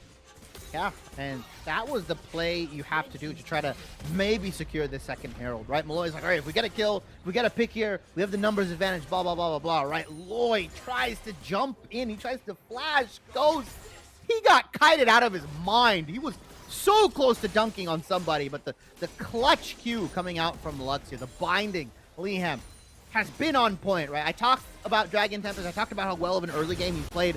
This Lux is just destroying everything that Molloy wants to do. Yeah, there's just not a whole lot that Molloy God. can do. Oh, jeez, no. Toxic he's being toxic. He's living up to his name. He's been toxic these past 2 games, just absolutely doing dastardly things to the side of Molloy, as he has been the one who's been really getting the job done. I mean, obviously Dragon Tempest has done a lot, but I mean, Toxic has played so consistently well, and there's just nowhere to go, man. It's the heavy artillery. You can't even see it before you're taking it. There are 3 champions on the side of the Penman guys that can just kill you from a screen away. Like, you will not know what's happening and you're dead, right? The Lux, the Ezreal, the Xerath. You can only watch as your health bar slowly gets chunked out. As now, Steno, that's not your jungle, brother. And that flash, useless. Yeah, and let's see if Goku dies too. The root is gonna get 2. Liam can root him up. Yep, this guy's dead. Goku, no, Goku will live. All right, Goku flashes away to safety. Instant transmission will be just enough to get him out. Yeah, is able to flash in B15. Just trying to get something, farming that mid lane. Might get that mid lane turret, just depending on who. Oh, he doesn't do any damage to it. Nope, not at all. And actually, never mind. The TP gets invested. He's not getting anything. Unfortunate. Dragon goes over to SNHU. B15. They get mid lane turret secured for themselves, or not secured for themselves. They get pushed off here.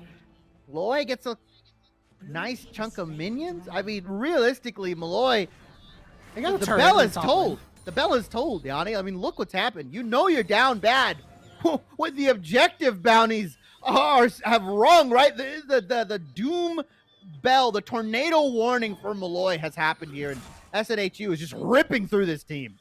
Hey, listen, sometimes when the objective bounties are available, you're like super sad. Oh man, objective bounties are available. And then sometimes you're that crazy picture of Gojo where he's like, turret bounties are up, baby! Like, yeah. Hey, you know, some players want to claim those, get that extra gold in their pocket. They see it as an avenue to get back into the game. Riot doing a very good job with the objective bounties, actually. I remember when it was a little crazy when they would trigger, but that got a little smoothed out as, you know, it does mean an opportunity for the Molloy Lions to make an incredible comeback story. And if they do, I mean, that's a story that'll get told in school League of Legends history for the ages. But we'll see if they're actually able to get the job done. They're down 2 dragons to 1, 18 minutes into the game. Down, you know, what, 5.5K, something like that? 6.5K. I'm sorry. Don't make play-by-plays especially do math. As, you know, the laners are strong, right? There's nothing more you can really say about the Penmen. Everybody on their team is super fed. Yeah, 5-1 Graves, 5-1 Xerath here. All going to be cresting up on their 2-item power spikes very, very soon. They're sitting on quite a hefty amount of components. They're just trying to figure out who do we give the farm to. I see like 2-3 people farming the same lane sometimes. Now Hex Gates do get used. Molloy Game of and chicken? oh my god, this is a standoff for the ages. Woo, wee, wee, woo. Wah, wah, wah. Down goes the Darius. That was pretty good. Down goes the Maokai, and down goes the top inner turret. Oh, Yeah. maybe not. Maybe not. Clear out the wave. They're tanking it up. Dragon Tempest. Ooh. All right, he's gonna get enough shielding, but this turret is gonna be on its last legs. Yeah, it's definitely Thank you, by the way. gonna go down here. Yeah, I was really clean. I saw the tumbleweed literally in my living room. I just I was like, wait, what? Unfortunately, Penmen are quicker on the draw there. They get Molloy, they get 2, they get the turret in the top lane. They drop Shelly on him here. I don't think they go for the dancing Shelly here. They probably just get the pressure. They get the charge onto the inhibitor. Let's see if they actually end up taking it here, because there's not much Molloy can do to stop it, right?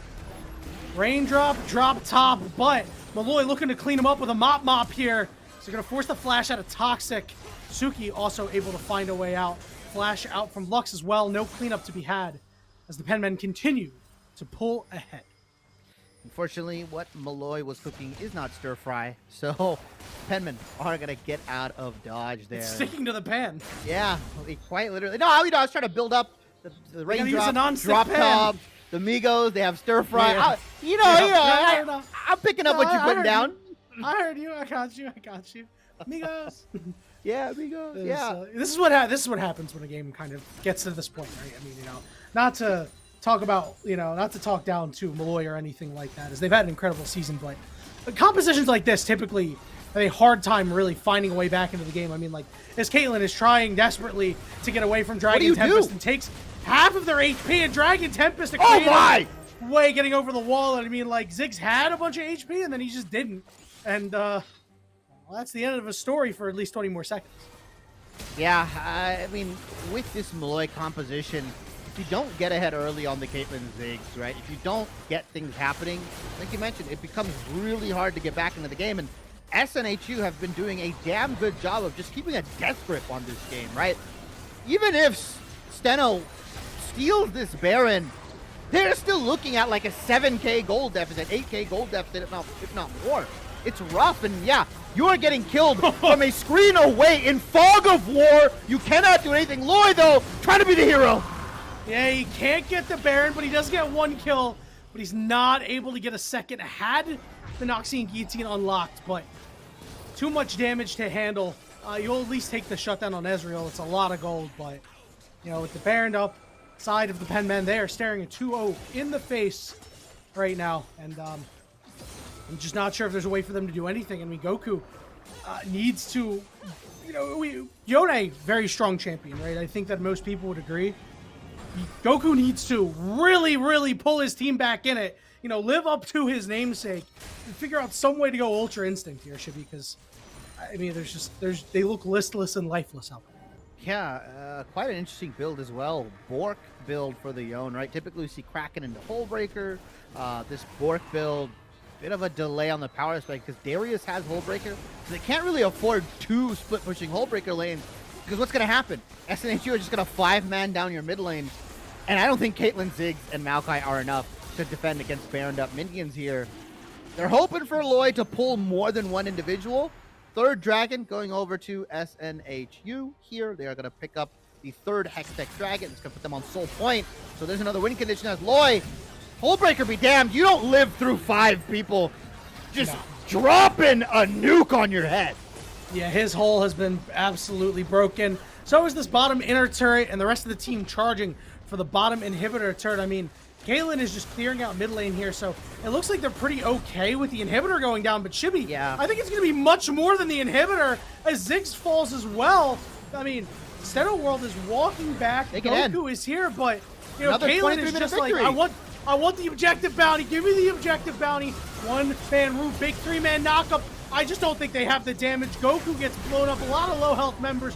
They're going to go for Steno World here. Kalen finally here. Ace in the hole. Completely blocked the respawn onto the Darius. Can they be the hero with the Nexus exposed? A lot of low health members on the team, but they will fall. They're just walking away. W does half health to Caitlyn, and they're not going to even bother taking him out. The Nexus goes down, and the Penmen are on match point.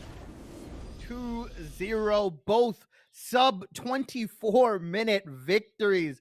Game 1, Penman were down like 4K gold at like 9 minutes or something like that. They claw their way back, team fight after team fight after team fight. Game 2, an absolute surgical dissection of whatever Molloy was cooking. It looked good until you threw the Ziggs in the bottom lane as a support. I don't think that's his best role. I may not know a lot about League of Legends, but I know a little bit. Yanni, I know some. I don't think Ziggs' is best role. I don't even think it's his top 4 role. It's probably his worst role, I would argue. Maybe Ziggs jungle has a higher weight. I could just be joking. But yeah, Ziggs support, you could have thrown him into the bottom lane. You could have thrown him as the carry, made Caitlyn support with Hail of Blades. You could have thrown him mid lane into the Xerath. You would have had a fine matchup there, range versus range. So many other different avenues you could have taken, but they opt in for probably one of the worst ones, and you saw it blow up in their face. The Ziggs, I think, at the end of the score, 0-7. I don't even think he had any KP. I think it was 0-9. Oh, yeah, even worse. Yeah, it was pretty rough. I mean, a classic mistake. You said you liked what they were cooking, and they threw the Ziggs in there. They used salt instead of sugar, man. I mean, it was just not what you wanted to see. I mean, sometimes you mislabel them. Final confirmation: 0, 9, and 1 on the Ziggs. That's all you really need to know about this game, as the SNHU Penmen are on match point, which means we're going to take a very short break. When we return, we could see the final draft here, as the Molloy Lions, they need to figure something out to be able to try to make this a series. We'll see you very soon.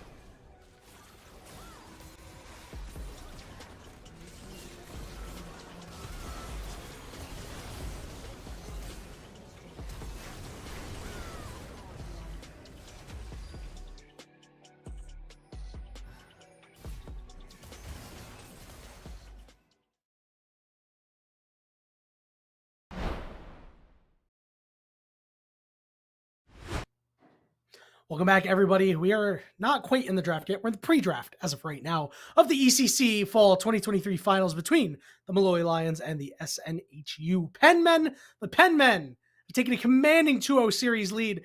They trailed for the first 15 minutes and 30 seconds of Game 1, and since then they have been dominant, Shibby. Yeah, I mean, that is the best way to put it. Molloy got their 15 minutes of fame, and then the timer's up. The egg timer, like you like to say all the time. Unfortunately for Molloy, they have not been able to get a ground or footing in any of the other games, the Game 2, rest of Game 1. And I'm not going to say anything. I don't want to jinx it or anything like that, but SNHU are just looking to come away clean 3-0, right? Like, well, that's wrong. Molloy is not 2-0. Molloy is not 2-0. The teams did swap sides. Yeah, that is the reason. It is the Penmen up 2-0 and trying to determine whether or not the pen is mightier than the sword. Because the Penmen, they are writing their names into the history books here, looking to 3-0 the series, get an ECC Fall Championship. And they've done it with pretty fair, standard gameplay, to be honest. They've had a couple of interesting picks themselves, nothing overly crazy, right? You don't typically see an Echo jungle. We saw that in Game 1. You don't typically see, Xerath in the mid lane or even Riven in the top lane. Obviously, you called out Riven got some buffs, but they pulled that out and it has been very successful. They've played picks that are creative but within themselves. Meanwhile, on the other side, Molloy, they've been just throwing everything into the mixture like we've talked about. And I'm interested to see what crazy picks are going to come out in game number 3 here, as Molloy and SNHU are getting underway, picks and bans remaining fairly the same, at least the first couple. I don't know if even Molloy bans 5 mid laners out if Toxic is phased, right? Like, nah. We talk about Dragon Tempest, we talk about, Prom, we talk about the Riven, the Echo, the Graves, but Toxic Game 1 was like one of the 2 players that single-handedly brought them back, like, to the win, right? Constantly trading, had a massive CS lead on the Ornn mid that was thrown their way when they were on Syndra. Played the Xerath into Yone, dominated that matchup at another 50-60 CS lead. Roam timers were immaculate. I mean, it's a Xerath. You still got to hit your skill shots. Was really good on the ultimate after the dust and the rust wore off. It has just been giving Goku the business. I'm going to be real. Yeah. Like, if that's Goku on Molloy's side, that is Brawly on SNHU here. And just been giving him the hands, the feet, the nose, the ears, everything. I was gonna say Lord Beerus, but you know what? That's a pretty good one too. It's been rough, and Toxic, as you mentioned, bans wouldn't phase him. He's gonna draw 3 bans here, but nothing has really phased him. Right? We saw Steno World gank him twice, made hay on one of those, got a summoner in the first one, got a kill on the other one. So I mean, you'll take the summoner at least, but never came back when that flash was down. Obviously, didn't burn the flash the second time around, but you got to make this guy uncomfortable. You have to do something to try and make Toxic, use more than like 30% of his brain, because it seems like he's just farming up and just kind of going through the motions, and then he's just super big. He's not doing anything spectacular, not trying to take away from him, but he's just making sure that he's not dying. He's doing spacing really, really well, getting the CS, poking effectively. He's doing everything you want your mid laner to do. If Toxic was your mid laner in every game of solo queue, you'd probably be challenger. Yeah. 100%. If he's your duo partner, you get boosted.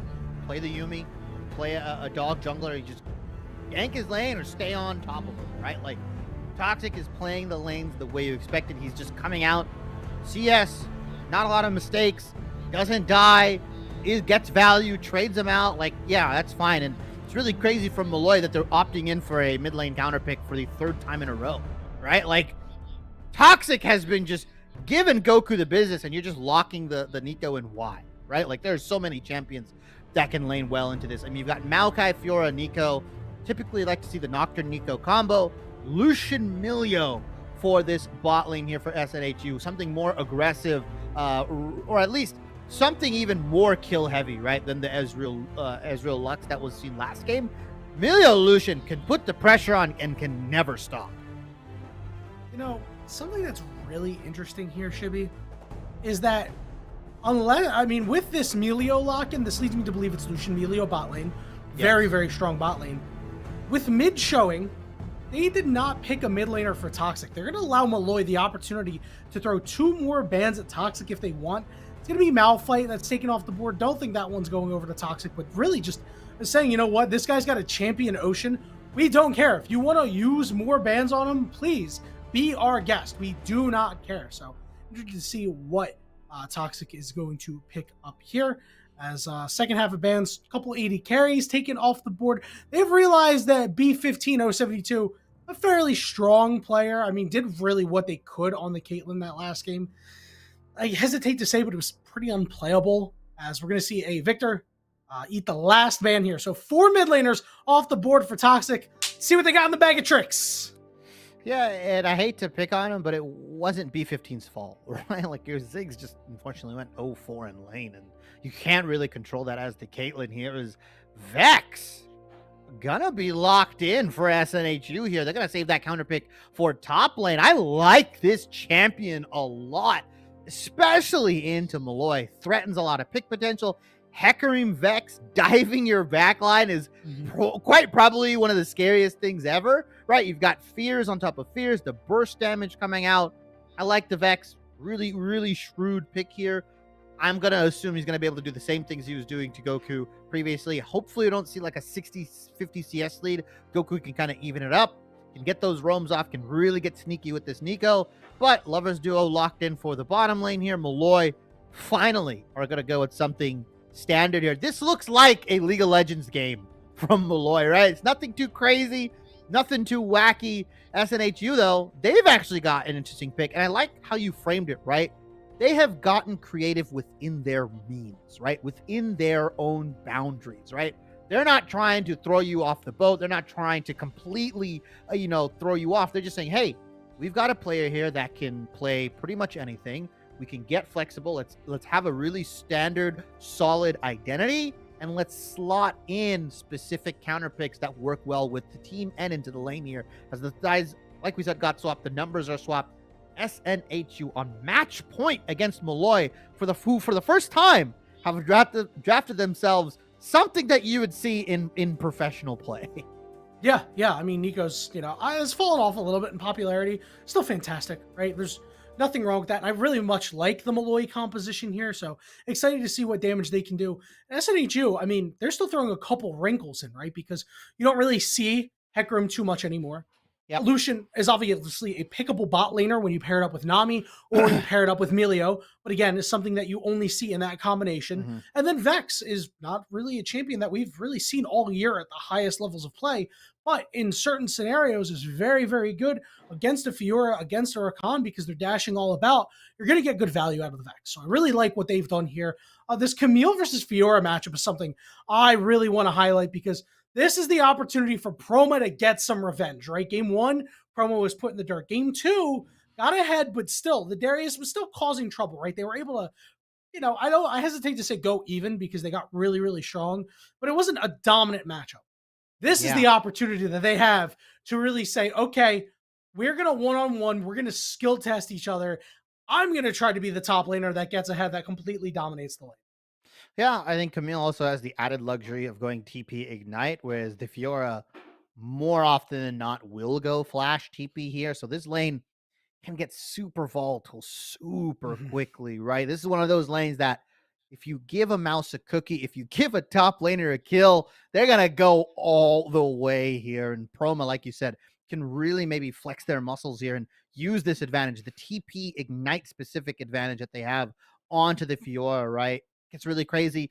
Dragon Tempest on a jungler that is kind of opposite of what he's been doing typically, right? On the Echo, on the Graves, right?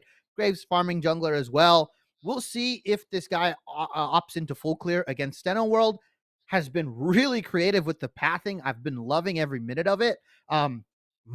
Maybe Molloy is expecting the early gank, right? I don't think you can just 3-camp gank anymore. You've done it twice. I hope Molloy doesn't fall for it again. But Dragon Tempest can do something wacky, right? He can go like red side clear into enemy invade onto the Maokai, or he can go like blue side into invade on the top side, right? There's so much variability from Dragon. I think he's just been outthinking Steno World here in game 1 and in game 2. This is why I love casting with you, Shibby. I was like, the next point I'm going to make is about the junglers. You read my mind, my friend. This is going to be a little bit different. And if Steno World is the one to get off an early gank, could pay off in spades. We are on to Summoner's Rift. Molloy Lions, this is your last chance to keep yourselves alive. SNHU, they can taste ECC Fall 2023 trophy. We are on Summoner's Rift for what could be the final game of our series. Should be based on the champions pick, though. It's a game that can get bloody early, can get bloody at level 6. You know, I am excited, and really, again, the junglers are going to be the ones that are dictating this pace because there's CC in the mid lane. There's some CC in the top lane. You know, these are junglers that can make things happen in lanes. Also means the games can kind of get away early, like we saw in the last one.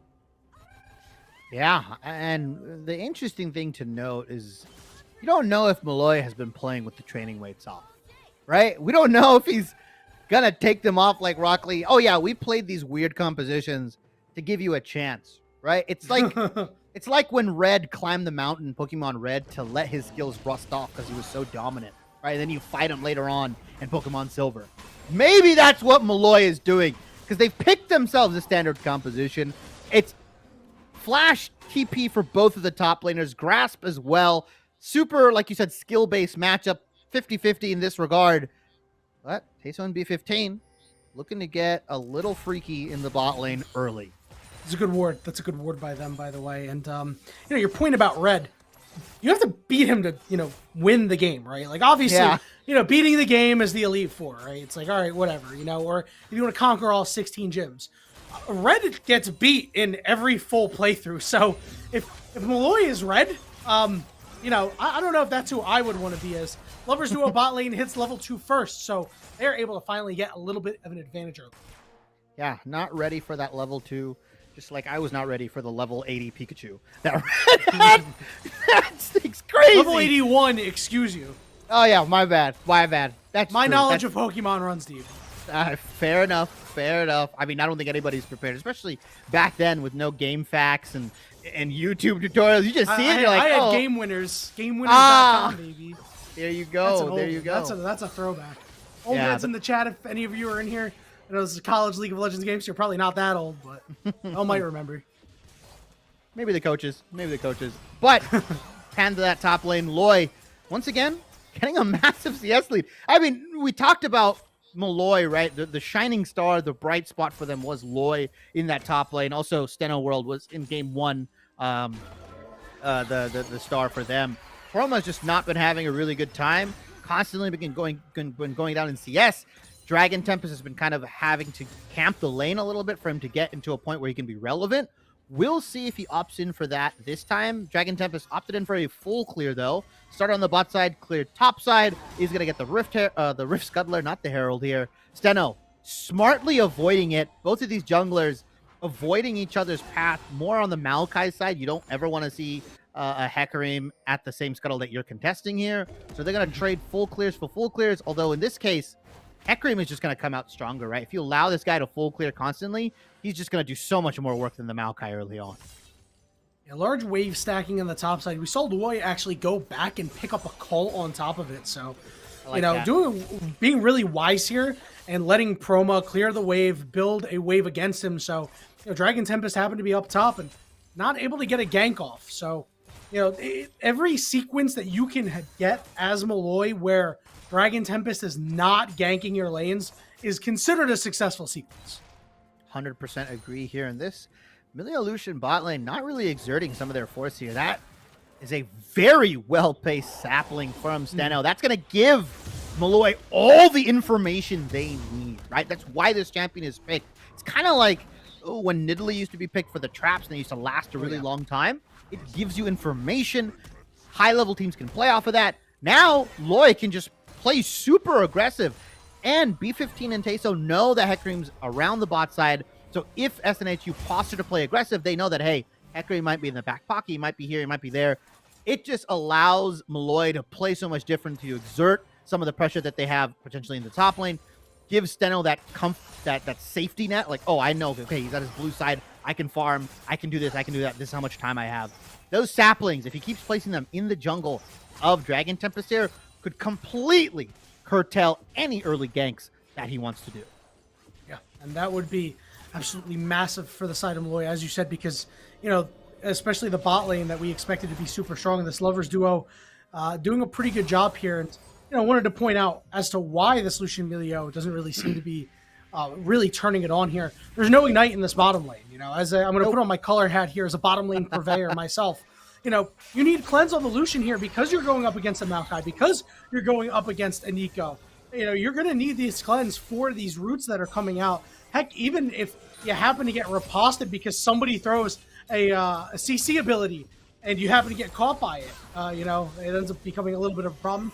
Dragon Tempest is level 5, which means Tech Deck Ultimatum is going to get dropped by the level 6 Chroma here, which means Molloy in a little bit of trouble trying to proc all the vitals, unable to do so. Finally does, gets a little bit of healing, tries to dash away, forces a flash and a ghost out of the side of the Penmen, but it is still first blood all the same. Dragon Tempest. And deja vu, right? Dragon Tempest, early top lane gank, and what does Steno World do? Trade a Cloud Dragon, right? In game one, in game one, it was actually Loy trading the Cloud Dragon here, but in game 3, another Dragon traded for a top lane gank, and Dragon Tempest does get the kill here. That's going to get him that much more accelerated. You would love to see that go on to Proma to kind of push the lane in his favor a little bit more. Both of these guys on Sheen buys here. Loy, though, has a little bit of extra damage in the bank, though, right? Longsword, Cull, Dorons versus just a Sheen and a Dorons coming out from Proma. And that's probably just because of the CS lead and the plate that he was able to gather for himself, right? So despite the gank, top lane isn't actually down too much. Well, he just backed Shibby, so we'll see if he gets extra items in the inventory. Steno World is here as Suki is still relatively healthy. Lehman doing a good job of just keeping him upright without any problems at all. You can start to see the damage come in. Big knockup, though.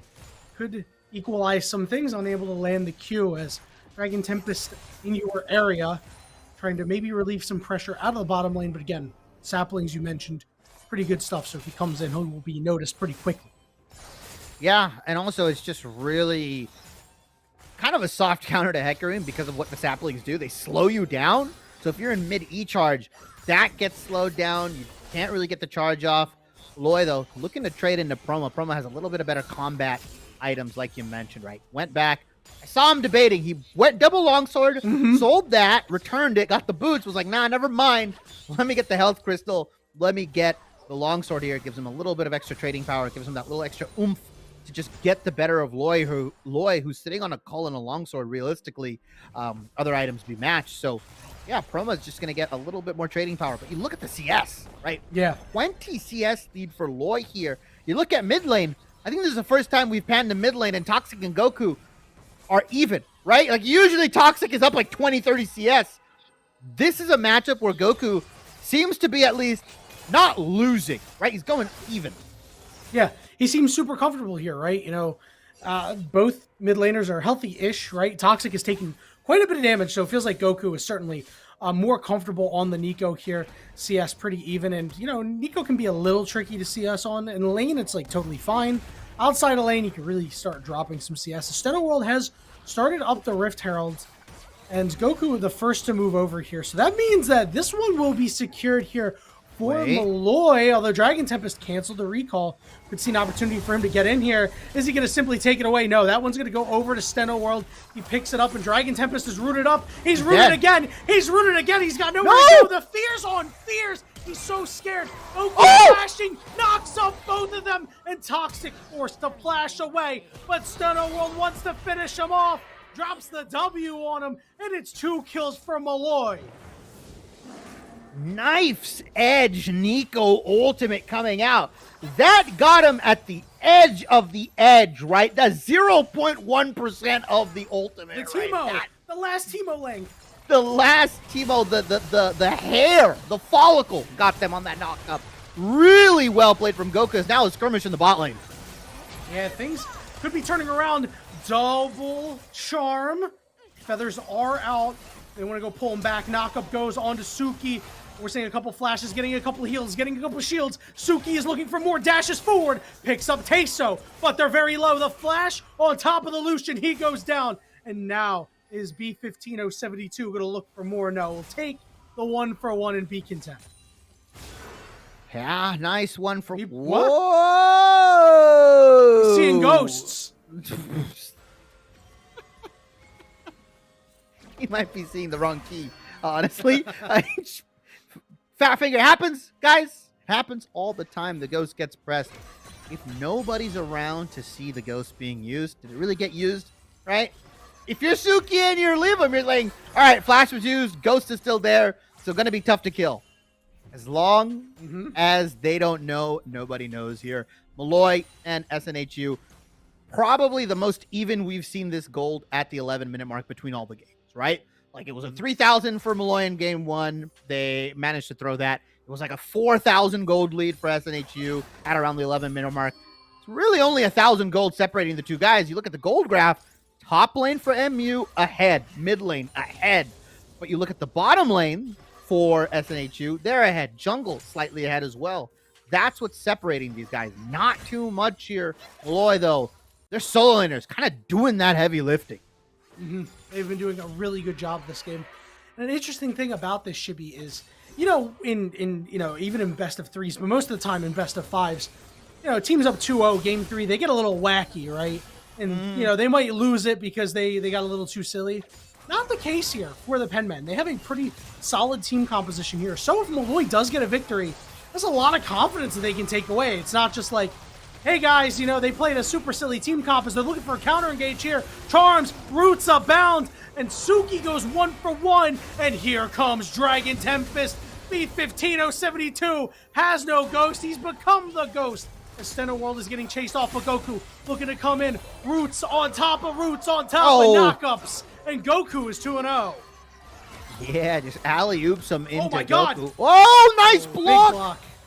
Yeah, really nice from Goku to block that out. So Steno World doesn't die there, and Toxic doesn't get the reset. Doesn't trade at all. And meanwhile, an image that we've seen far too often. Loy gets the top lane kill onto Promo, as we are going to get into a little bit of pause here, as we do see, I think it was Teso that disconnected there. And the patience from Steno, right, to just wait and wait and wait and wait. Like, so much cooldowns got dumped into that bot lane. We saw the culling, we saw the W, the dash, everything. And then he opts to pop the Maokai ultimate, says, you know what? Actually, it's a trap. You fell right into it. Gets everything. That was really, really well played from the Maokai here. Very, very well. I was talking about how Dragon Tempest has had Steno's numbers so far in the jungle matchup, but Maokai, you know, Steno doing a fantastic job so far in this game, right? More KP, more ganks, blowing summoners. I mean, yeah, the guys on Hecarim, on Dragon Tempest here, not the most gank-heavy jungler, but still putting work on the Maokai and not losing a lot while he's doing that. Yeah, Steno's got more patience than a doctor right now. And the really interesting thing is that Dragon Tempest, I mean, you said it's not like the most ganking jungler. I mean, Hecarim is still a ganking jungler, right? Has the tools pre-6, has even more tools post-6, right? So this is pretty interesting and puts a wrinkle into the game plan. If Molloy is able to stretch this to game 4, even game 5, that they know it's like, all right, if we go double junglers that are, you know, scaling to level 6, waiting till they hit level 6 to drop ultimates, we can win. We can win that. We just need to make sure that Dragon Tempest doesn't grab something super early game focused, right?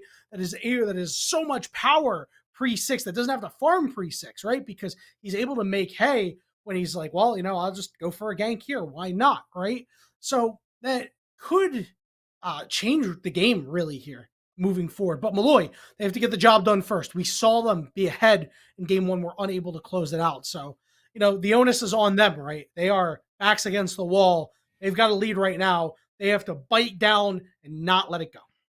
Yeah, I mean, we've seen Molloy throw leads, like you mentioned. Game 1 was looking really good for him. They had a solid early game, right? They had like 3,000 gold ahead at around the 11-minute mark. But SNHU, they know what to do. They're comfortable. They've been in this position before. Yeah, okay, Toxic doesn't have a 50 CS lead this time, but it's still Toxic, right? Like, this guy, Toxic. He's still the same player. It's still the guy that can make He's plays. still that dude. He's still that. Yeah, he's still him. He's still him. And that's the thing to know, is that, yeah, he doesn't have the 50 CS lead in lane, but he's still, he can still make plays. He can still turn around team fights. Yeah, he's on the Vex. He's got to be a little bit more crafty. He has to be a little bit more in tune with his laners, specifically the jungler, right? Hecarim Vex is the tried true combo here. That's how you start a team fight. That's how you get in, right? Your Camille is there to zone somebody out, is there to, ult the carry if she needs to, and really just separate the team, divide them up so that the Vex and Hecarim can conquer whatever it is. And then you've got Lucian Millie on the back end just flying in, doing the damage they need to. Molloy been playing very smart. I love how they've been doing the laning phases. We see Loy also on the back end got that kill on the Proma. I want to see Steno push that, right? Because if I'm the jungler, I'm like, okay, my top lane is naturally winning. Let me just make it so that he is naturally stomping, right? Like, you want to start popping the Rift Herald for him, start camping the lane, start coordinating dives. You're playing Maokai of all champions, one of the best dive champions in the meta currently, can reset tower aggro, can do what he needs to do. Go and bully this guy. Make him regret picking the skill for skill matchup, Camille into Fiora, and make them pay for letting them give them Fiora over again. Create the side lane menace, create the carry your team needs as a jungler so that you can get your team to that W. Yeah, I think it's just been a little bit hard because, Camille's never been in a position to get dove, right? So that's the big reason why there's no dives, right, on this top lane, right? But I mean, listen, if your Fiora goes and just chases him down and is able to get a kill anyway, well, now you can put your attention elsewhere. Just like, they're good, man. Like, let's go bottom lane. Let's go counter gank bottom lane, right? And they've put a really heavy focus on this bottom lane because if you put Lucian out of the game, you're in great shape. Like, you are fantastic. Essentially, it's a 5v4 at that point if they're able to take him out and really put him that far behind. The problem is they haven't been able to do so, right? Lucian has done a lot as we're going to get back, and you're going to be able to see this 1v1. Nothing too fancy there, as, Promo was just putting up a prayer there. Yeah, I mean, threw the ultimate down. Loy hit a couple vitals, and it was game, set, and match in that top lane there. And yeah, I like how you mentioned, right? It's different philosophy. Steno is instead opting in for the, all right, my top lane's naturally winning. Let me just blow this bot lane out the water, because just as well as anybody that plays AD carry, Lucian behind does not feel like a champion, right? It sucks to play this champion when you are behind the damage curve, when you are firing off your guns and it feels like a pea shooter. As now, SNHU are going to opt in to start this dragon, although I don't think they can finish it. Never mind, they do, but can they get out alive? Yeah, Lucian walking forward, dashing away. He's getting chased down by multiple members. He's going to blast plane over the wall, try to regroup with the rest of the team. But you are looking to lead the charge. Gets a slow off, multiple fears. And Melio doing the rest of the work, knocking people away. This is allowing Proma time to cook on the top side here. So a dragon secured for SNHU. No casualties either. Yeah, risky dragon. That was like a 70-30 play if you were to give it percentages for SNHU. 70% chance that goes horribly wrong, 30% chance you get out scot-free, and that's what they did, right? They were able to get out, use the Emilio, use the peel, give Proma some time to kind of get himself back situated in this lane. He's going to give himself 2 turret plates because of all the hubbubaloo that happened in the bot lane. Because Loy TP'd, Proma gets 2 plates for free. Yeah. Still down quite a bit of CS, and that is going to be the difference here. It's going to force an ultimate out from the Xayah. Doesn't do any damage to the Lucian, really, so that's something to watch out for, but no position to really dive for this here. As SNHU, they're looking to play a little bit more aggressively after that pause. Felt like they've come out with a little bit of a fire and have decided, guys, we got to start punching. Yeah, I mean, they're not too far down. If you tab over, you look at the items, pretty much everybody's relatively even. It's, like we said, a 1,000 gold lead separating these 2 teams. And at 14 minutes, that's nothing, right? That can swing immediately. 1 team fight, 1 Rift Herald, couple kills here and there, and yeah, you're sitting on a gold lead yourself. Mid lane turret is pretty low, though. Goku has been chipping away at it slowly but surely every single time here. Now, laning phase is over, Yanni. That means the supports do as they please, channeling their best Mundo cosplay as Teso's going to go top lane. Not get anything out of it. Forces the hook shot, and that's as good as you're going to get. Yeah, Teso headed up to the top side. I lied. We're going to see a teleport get forced out here as the Grand Challenge goes down onto Promo, but Promo going real deep looking to get onto Steno World here. Does have his Mythic as well. Oh! Nice flash, but he gets pulled back over the wall, and it's a shutdown for Toxic, as Toxic has the opportunity for resets. Big charms, big knockups, but is it going to be enough as Molloy looks to lead the charge? Dragon Tempest is over the wall, but he's kind of stuck there. Gets spotted out, but he hops on top of himself, has to ult out. Will be able to survive. It's just a 1-for-0 in favor of the Penman. Yeah, I think Dragon Tempest saw the Super Mario brick, was trying to get the coin. Or the 1-up mushroom. Don't really know what he was going for there. Unfortunately, Almost got the -1 mushroom. Yeah, whiffs the blast plant, has to ult over, unfortunately. And because of everything that's happened, gonna give B15 some alone time. I lied. Teso's gonna come in, yoink some of that local gold. I am flaming my support. If I He needs his Mythic. He needs his Mythic. He needs the 250 gold. Yeah, I'm not blaming guess so. Teso for that one. Yeah, If you didn't have I your mean- Mythic, if you didn't have your Mythic, we're gonna have words. Be like, Teso, what are we doing? Yeah, fair enough here. Gold, though, like we said, 1,000 separating these two. MU still holding on to it. And because of everything, because SNHU has been on late on the reset, specifically that has given a window for MU to start this Rift Herald. Let's see who it goes over to. Dragon Tempest has the better smite here, but that might not matter because he's not even there. Yeah, Suki dropped a lot of damage down, but here comes that Maokai ultimate. They're going to look to sequester a target here. But a lot of damage is being put out here. You know how much damage they got. Promo is going to be able to get the kill. Fiora putting down the grand challenge, but has to dash out of the pit. And now the chase is on to the Lovers duo. No fears to be had. So while they do lose the Rift Herald, it's another 1-for-0 for SNHU. They're looking to claw their way back in. Suki and friends up here on the top side looking to take that turret. Meanwhile, Goku in the bottom lane just kind of chilling out. He's going to pick one up for himself. Yeah, didn't have TP for that Rift Herald there. Could not join the fight. That could have gone really wrong if Dragon Tempest was there, because there were so many low targets that he could have potentially just ulted into or rammed into with his E. Luckily, it was just a straight 4v4. MU gets out not unscathed, but they lose one. Gold evened up between the teams after the turrets, after the Rift Heralds, after everything that's happened. 28.9k, 29k a piece for these teams. Big stun, and that means Leham is likely going to go down as the chase is on. The flash is burnt, the cleanse as well, but it's going to be Suki who's able to pick up one. And if you pick up two here, it's massive. Lucian now 4 and 2 as they turn it around. Yeah, they dumped everything in the kitchen sink onto Lehan there, the Milio. They said if we can remove him, then we can deal with the Lucian later. That guy's got a Kraken Slayer. He was sitting on components for a Navori. Now he's picked it up. Yeah, he's strong. He hurts, guys. He's going to be dealing a lot of damage, but Molloy, they're able to get to the Dragon first here, looking to secure their second of the game. It's the third Dragon overall, but Dragon Tempest might get in there with company. And while the Dragon is secured for Molloy, they are certainly going to lose this fight because Toxic and friends are just way too strong. SNHU starting to turn this game. They've got a 2,500 gold lead. That's the combo we talked about, right?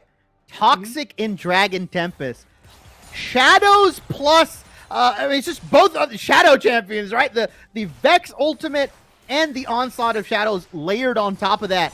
Good luck getting out of that. We saw Goku channeling the ult and unfortunately did not have enough time. Yeah, guys, you can just kind of hit him when he's charging the Kamehameha wave. It's not that big of a deal.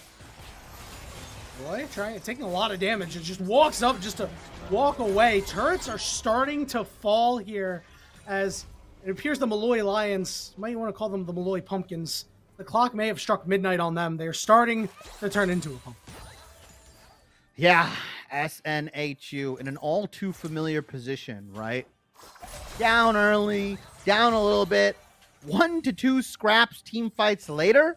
Oh, wait, you look back, they are up 3,000 gold for themselves at the 19-minute mark. We talked about how a 1k gold lead is so insignificant, can swing wildly either way here. SNHU on the receiving end have swung it in their favors. 3-1-2 on the Vex, 4-2-2 on Suki, an individual that's having a very good game on this Lucian Milio is now Proma. Can he 1v2?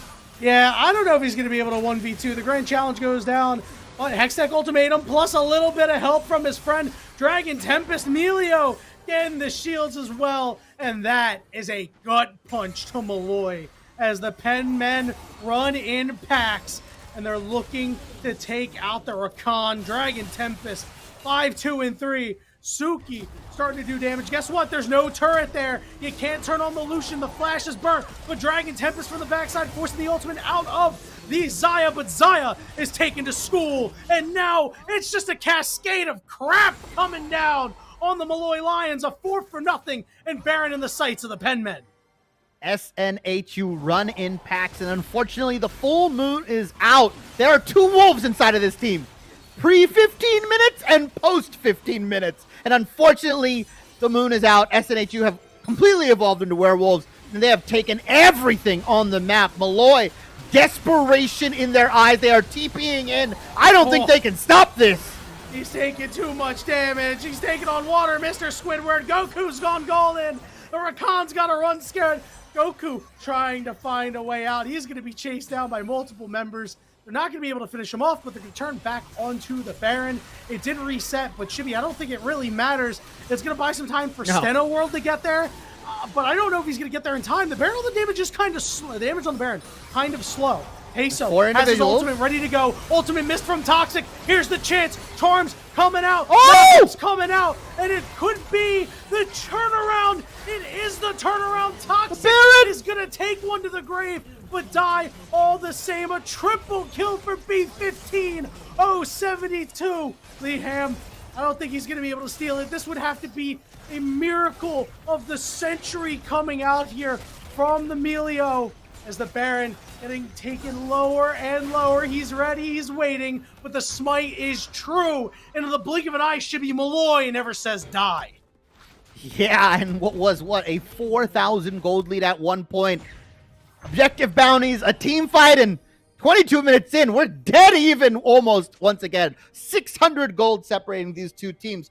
SNHU, they didn't kill Goku. That is the cardinal sin. You do not leave a Saiyan alive, because Yanni, they come back stronger after every fight. And he came in, massive ultimate, along with B15, who's built for war. They cleaned them up on the Baron. SNHU, just too enamored with the purple worm.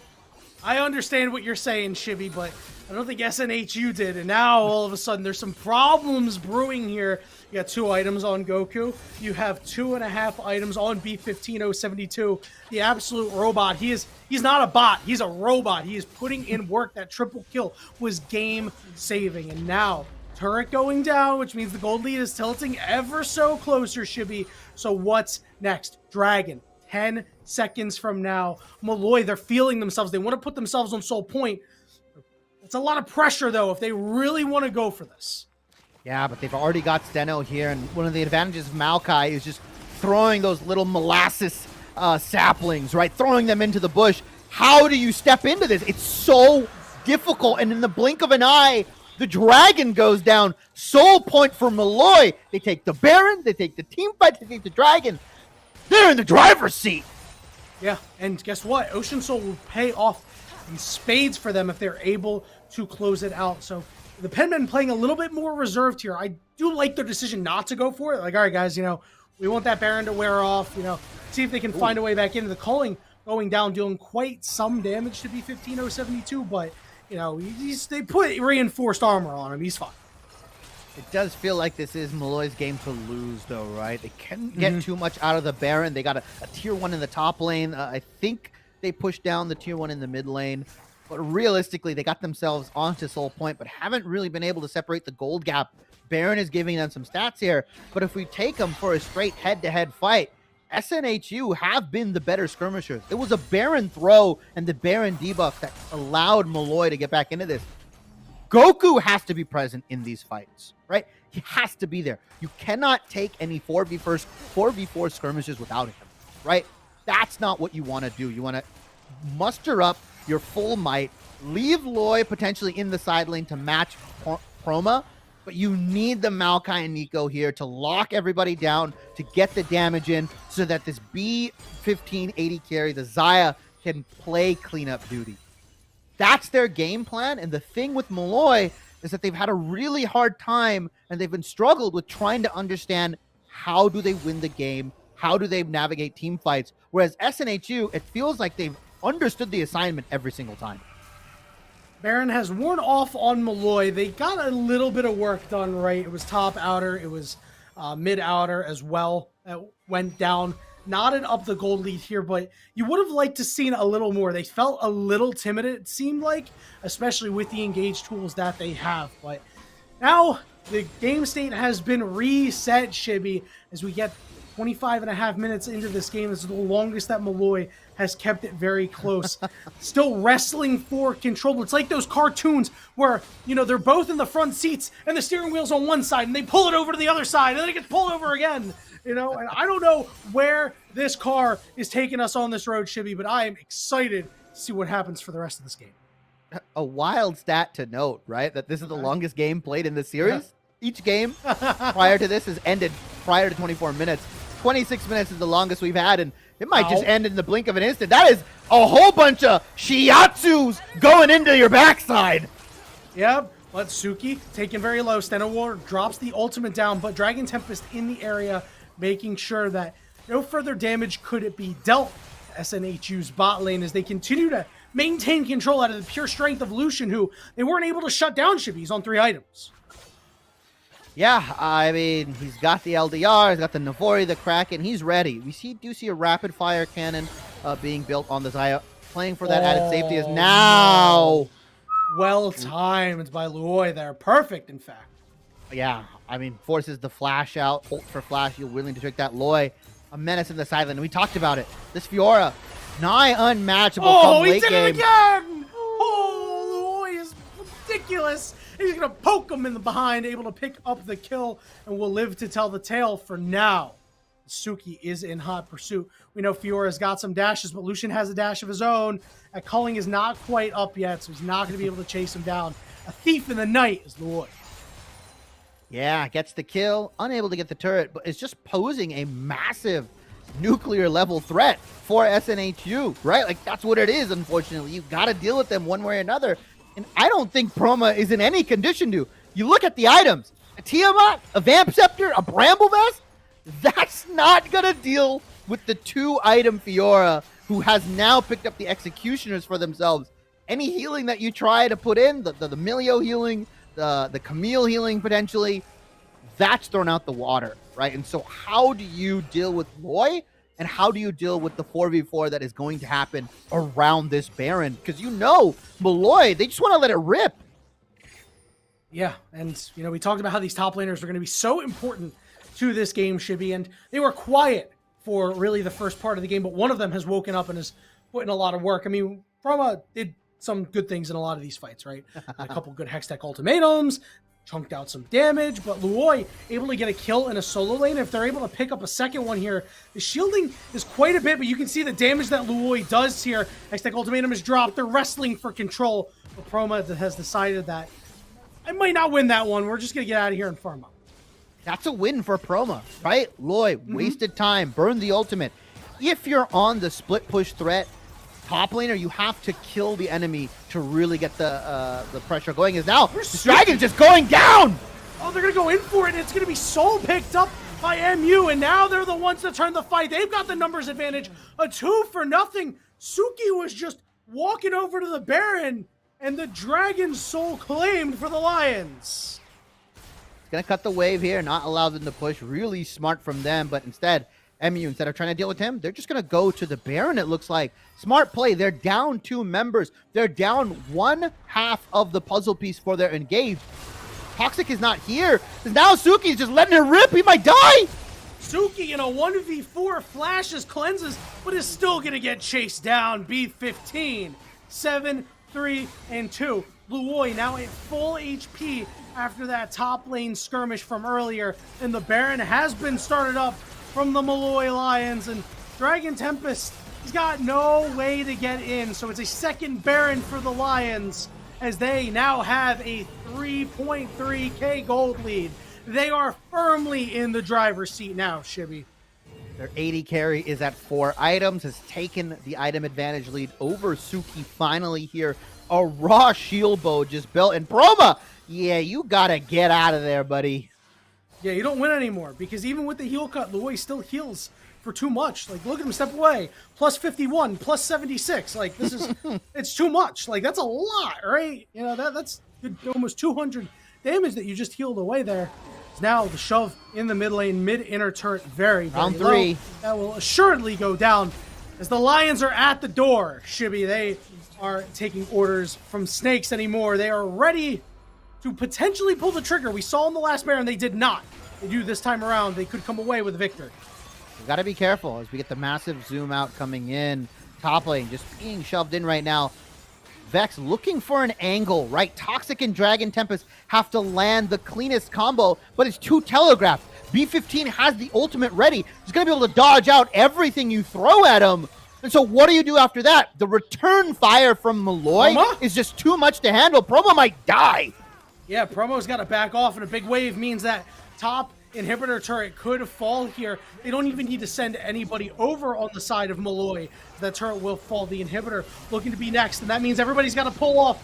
Mid inhibitor turret has fallen. Suki with a calling, and it doesn't do much of anything, as it looks like the top inhibitor will fall in just a moment. Mid inhibitor also under siege. SNHU unable to pull the trigger. Toxic taking a lot of damage.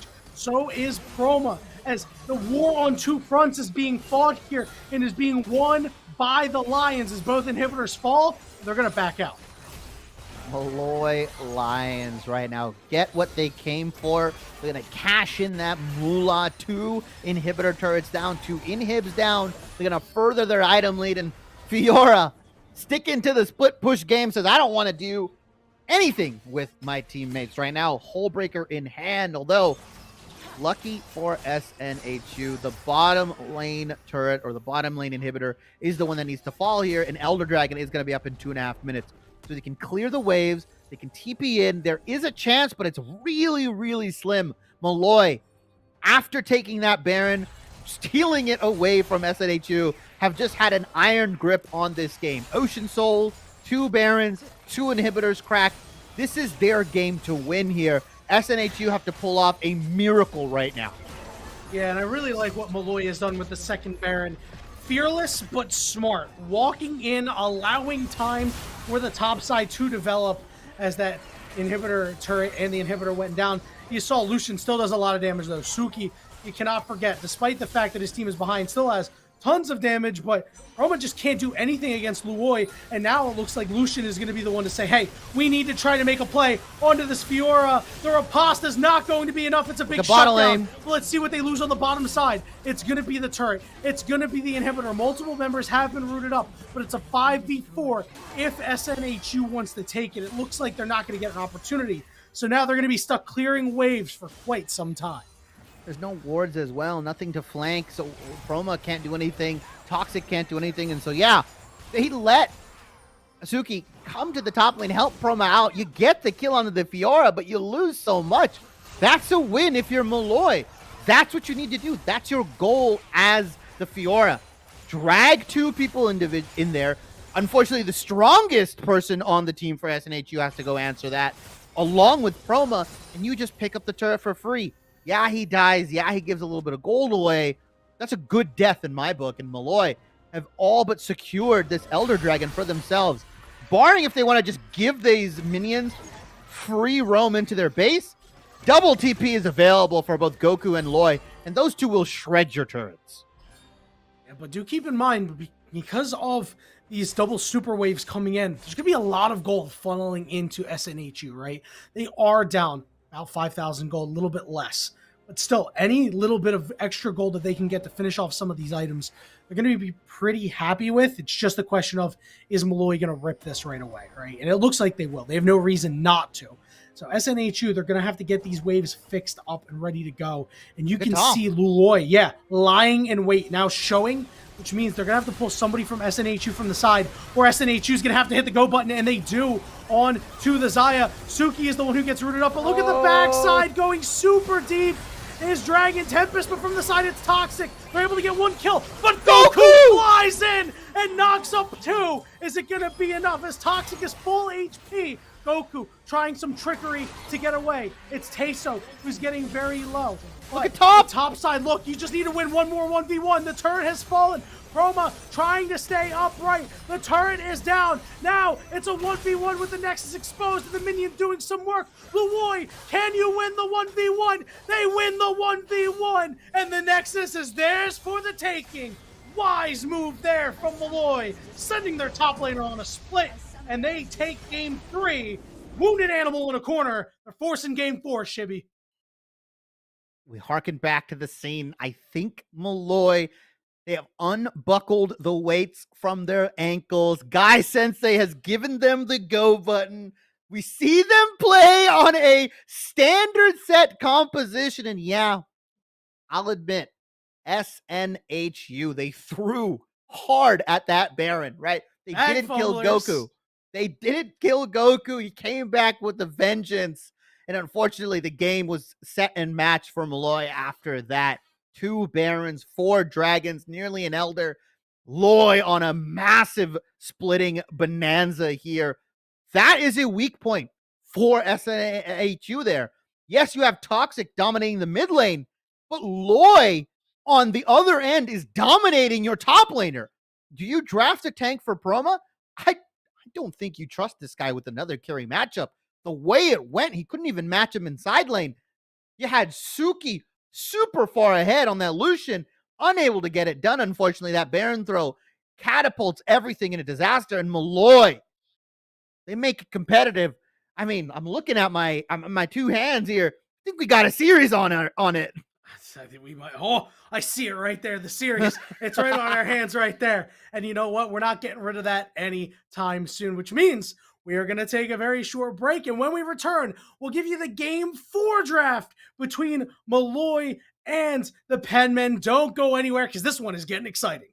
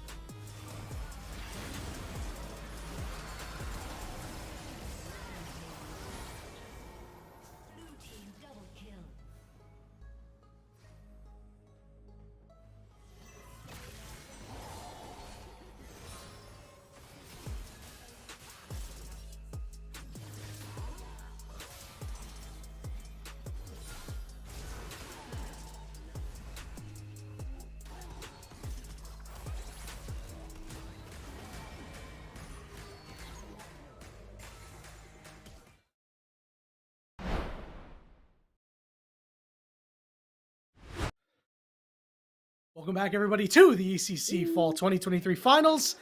The Molloy Lions and the SNHU Penmen, Molloy, able to fight back. Shibby, you and I were both more than happy to see that. And really, I was happy with how they played that game. Obviously, a little bit of trouble spots in the, the time where they had some troubles in game one, but were able to buckle down. Had a fortuitous Baron go their way and played it pretty clean from there. Yeah, I mean, a lot of people look at that game 3 and be like, yeah, SNHU threw that, right? They went for the retag onto the Baron. That's true. I'm not going to deny that, but it takes a good team to capitalize on it, right? Molloy did it. They saw the throw, they caught it, they put it in their back pocket, and they never let go of it. They locked it in the dungeon, and that was a really good move from them to secure game 3. Hey, they're doing Baron. We still got Goku up. We can fight this despite being down numbers. Our carries are here. Let's fight this and win. And Molloy will take game 3. Sides have swapped once again. SNHU on the blue side here, Molloy on the red side. And overall throughout the series, I think the game can be boiled down to a couple key things, right? SNHU side, Proma has been their weak spot. Has been getting dominated by both Steno in game 1 and Loy in the ensuing other games. Although the Riven Darius matchup that happened with Loy, I wouldn't say he dominated, but he was doing better than he should have, right?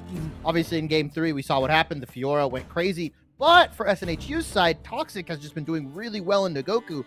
That last game was the most even we've seen them, as the bans have come through. Nico, Zoe, stuff like that is gone, and Molloy sticking to their guns. 3 mid lane bans.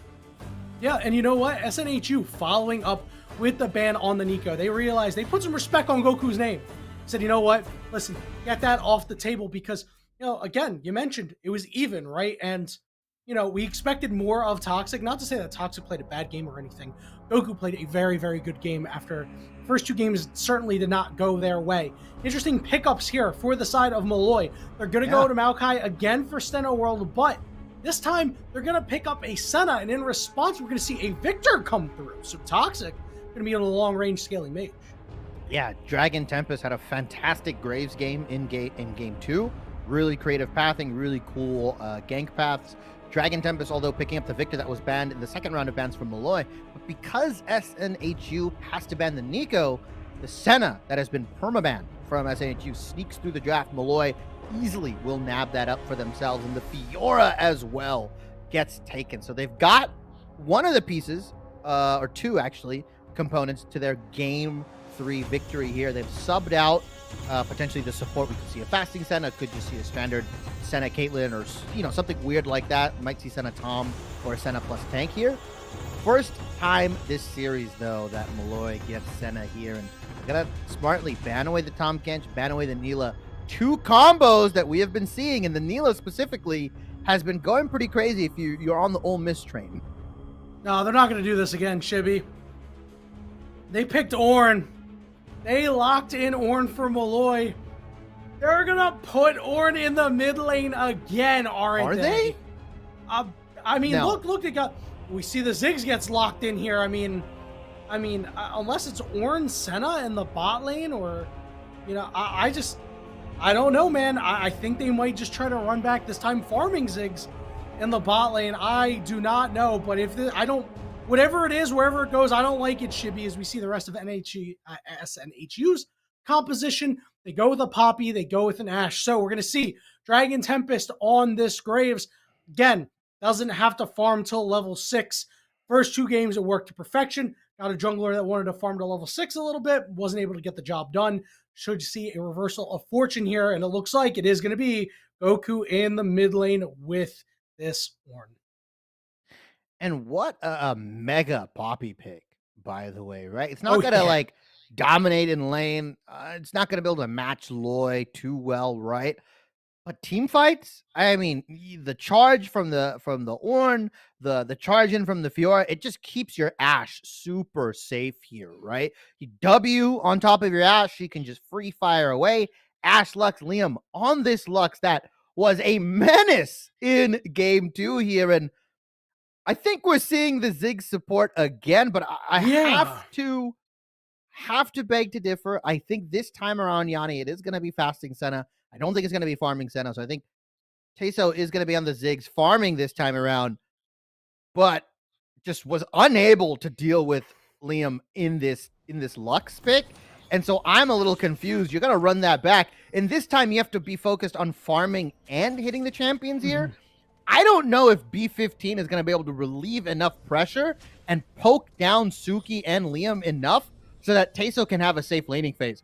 Because all things considered, SNHU's bot lane ran that game 2 into the ground against Molloy. Well, we might see a little bit of an invade come in, but a wise ward coming out here. It'll spot out everybody. And I'm going to play bot lane doctor for a little bit. Shibby, I got to be honest, I'm really confused about this, right? There's a lot of things wrong with this, especially seeing who you're going up against, right? So you saw last time, it happened with Lux Ezreal. This time, Ash Lux is still very, very difficult to deal with because of the slows coming in from everywhere. You don't get to go cleanse as Ziggs. You almost are guaranteed, or you're forced into going teleport. You get the cleanse on the Senna, that's fine, but I didn't think Teso Ziggs was all that impressive. I expected the Senna to go over to Teso and be 15072 to get the Ziggs and be the one who's farming up. So, we're going to need to see Teso do much better than their 0-9-1 performance in game 2 if they want to force a game 5. And, with Goku in the mid lane again, I'm sure Toxic is licking his chops right now. I'm so confused with what Molloy has put together. Yeah, we'll see if it's as bad as the Syndra matchup was, but fundamentally, it's another high-scaling mid-lane mage, right? Syndra obviously has a little bit more burst, can get a little bit more funky when it comes to those team fights, but you give Victor a free lane, he drops the cloud onto you, right? He drops the ultimate, hits you with the laser. You could just be dead to rights if you're somebody like B15, Teso, potentially even Loy here. You give him a pseudo-free lane that he can just farm in, and yeah, he's more than happy, more than content. I feel like Molloy's game plan is almost telegraphed, because you're not going to be ganking for Goku, right? Are you realistically going to be ganking down for B15 and Teso? Not unless they're like super pushed up, right? Suki and Liam. Realistically, you'll be playing for Loy here, and Proma and Dragon Tempest should expect it, and Proma hits level 2, stops him with the W, and Loy has to flash! Yeah, Proma looking pretty good early on this Poppy pick. You get a summoner out on your own. That's fantastic. You can see Dragon Tempest starting to crawl his way up to the top side. He's licking his chops, baby. We've seen it happen multiple games before. No wards available because Luoi put down that ward from earlier to spot everybody out. And he's like, there's no way Proma's going to fight in a large wave. Luoi kiting properly away. So Dragon Tempest kind of caught between a rock and a hard place here. Means that Luoi should be able to get away, or is at least going to be on a collision course with Luoi and Goku. Luoi's going to dash over the wall, or he's going to back here because the wave's pushing in. So good job there from Luoi to avoid getting ganked.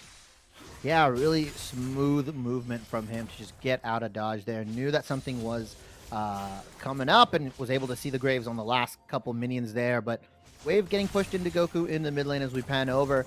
Should be able to pick up most of these. Gets the cannon, misses about 1 or 2 here, but yeah, the punishment doesn't stop. Toxic is just putting on a clinic here with the abilities right now, and Suki and Liam not having as dominant of a performance here. B15, there's a reason this guy's Senna was banned, or the reason Senna was banned from Molloy. Actually trying to get the better of this lane, making it manageable for Teso here. And the healing from Senna actually doing a lot of work, not only as a poke tool, but also as a sustain tool against a lane like this. They were able to get a good early advantage with the skill shots that were landed, and Suki and Lehman had to burn through all of their mana. So it's interesting to notice Steno World gonna head into the bottom quadrant of SNHU's jungle, while Dragon Tempest has not been able to do anything quite yet. Yeah, I mean, look at what has happened here, and this is an interesting thing Dragon Tempest has done here. A lot of Korean junglers have been doing this on the carry 80 junglers. They buy Dorons, right? Because it's such a crazy gold efficient item. Allows them to do it, allows them to fight you. But Steno didn't take the recall.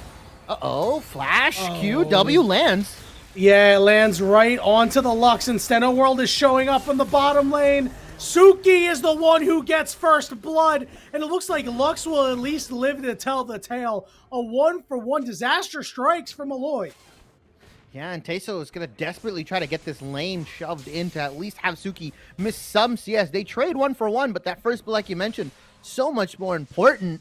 The point I wanted to go on was that Steno World didn't take the back, recognized that Dragon Tempest has not been on his bot side at all, went for that early top lane gank after 3 camp, yoinks the Raptors away, and you look, he's got himself a small camp lead, has backed finally, lasting one, Ruby Crystal in hand, working towards that demonic, and so far, despite, a wacky draft, the Ornn mid, the Ziggs in the bottom lane, this game has gone quite differently than it did in game 2.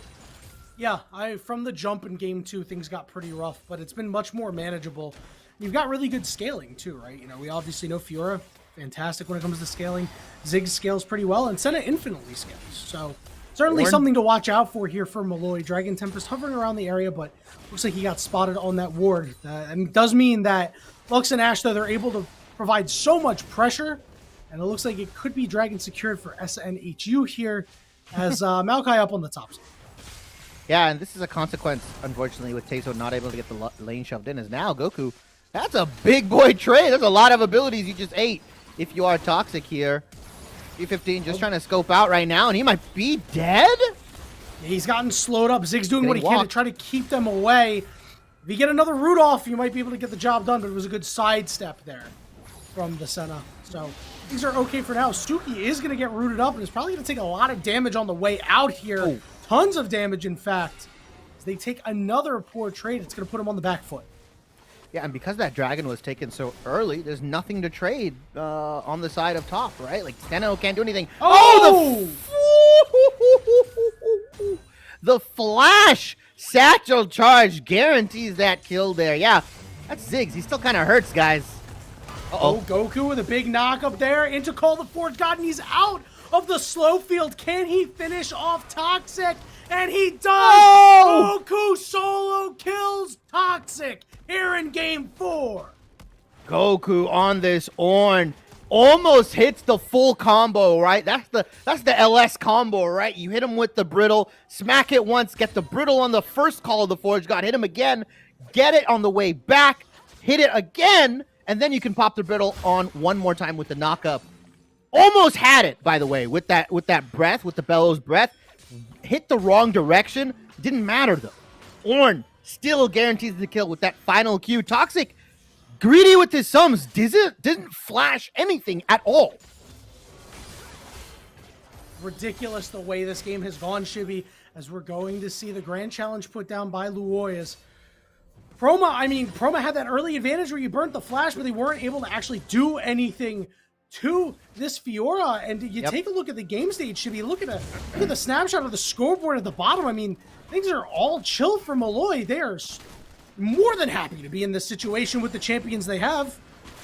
Yeah, I mean, they picked high-scaling champions like the Ornn, like the Senna, like the Fiora. You get that nice early game lead, though. Suki is putting the arrows on top. Suki's dead!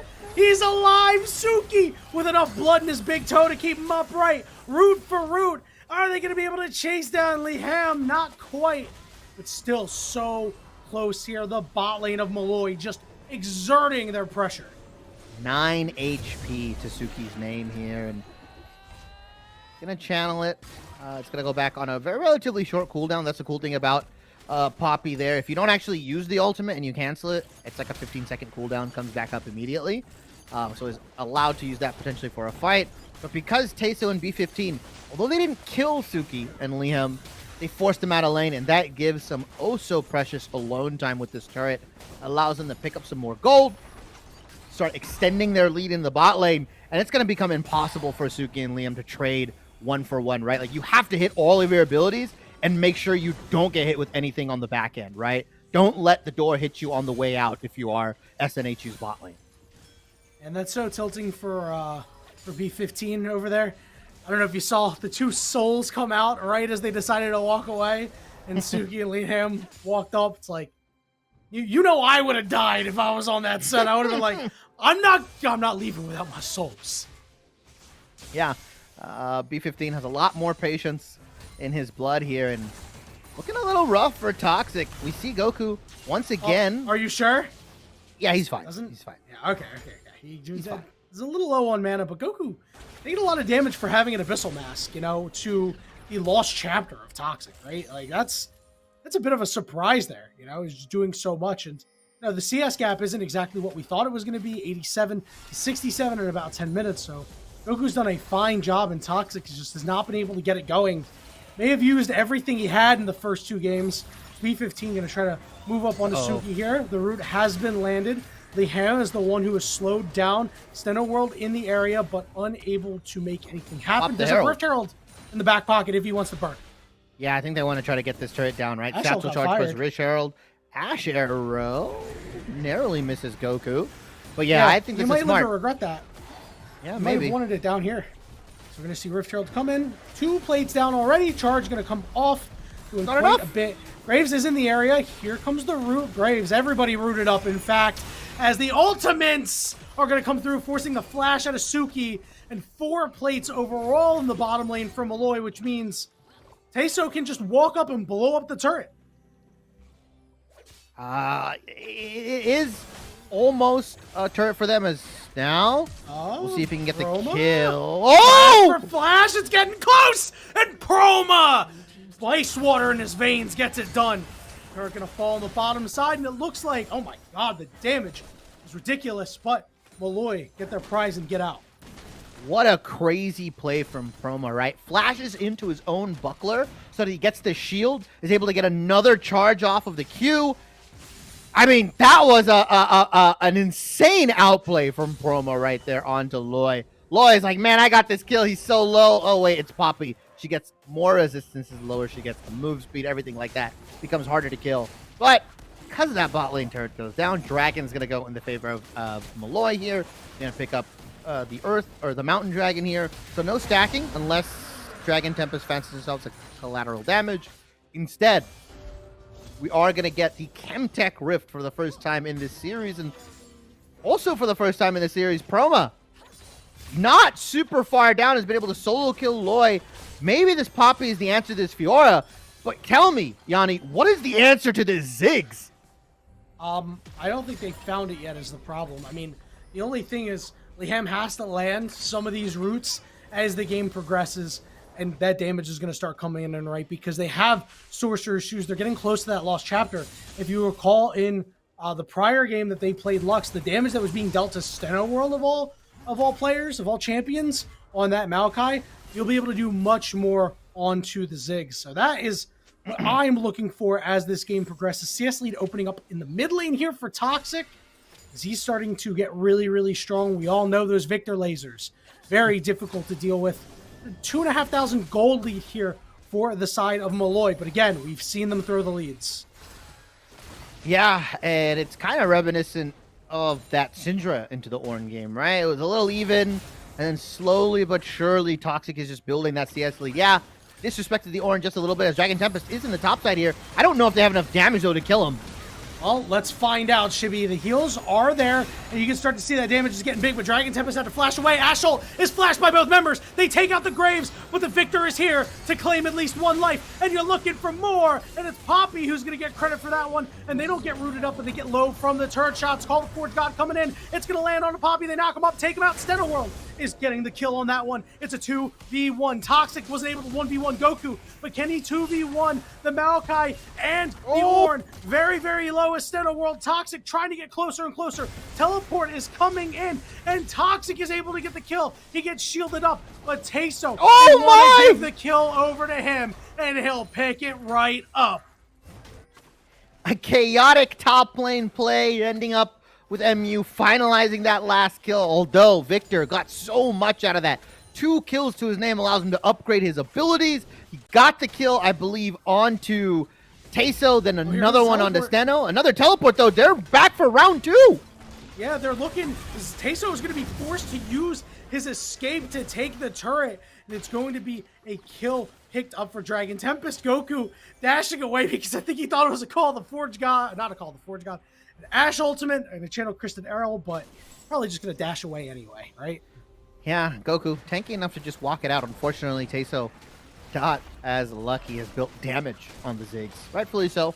But with that top lane play and finally ending, Rift Herald number 2 is going to go into the hands of SNHU. As I preemptively say, Ashholt gets invested. Yeah, big stun there. A lot of damage onto Steno World, but can they get close enough? Teso is back up. The turnaround here, and Suki is able to get the kill. But can Suki be biting off more than they can chew? They're rooted up, and the Mega Inferno Bomb takes them out. Yeah, from downtown, Teso said, you know what? I heard you guys talking mess in game 2. Heard you memeing my own 9-1 and Ziggs. Well, it's 4-2-1 right now. It's on a carry roll. Leandri's in hand, gonna shred through Poppy and gonna do a lot of damage to SNHU. We saw the counterpunch from this team of Molloy once again. Really, really disgusting. You cannot overstay if you're SNHU. You get that Maokai kill and you leave, right? Because the way that this team is able to return damage from such a long distance, Senna, Ziggs, I mean, the Maokai roots being able to be thrown from a mile away just locks you down enough so that you can get his whole barrage of abilities onto your carries. Unfortunately, Suki has been the benefactor, I guess, of all of this Ziggs and Senna damage. Yeah, they've certainly been taking all of it, and it's been rough sledding for them. But Suki, they cut down on the over-aggressiveness. You could be in good shape. Only still 2,000 here for Molloy, so they've done a good job of continuing to hold on to it. Rift Herald in the back pocket of Dragon Tempest. Keep that in mind.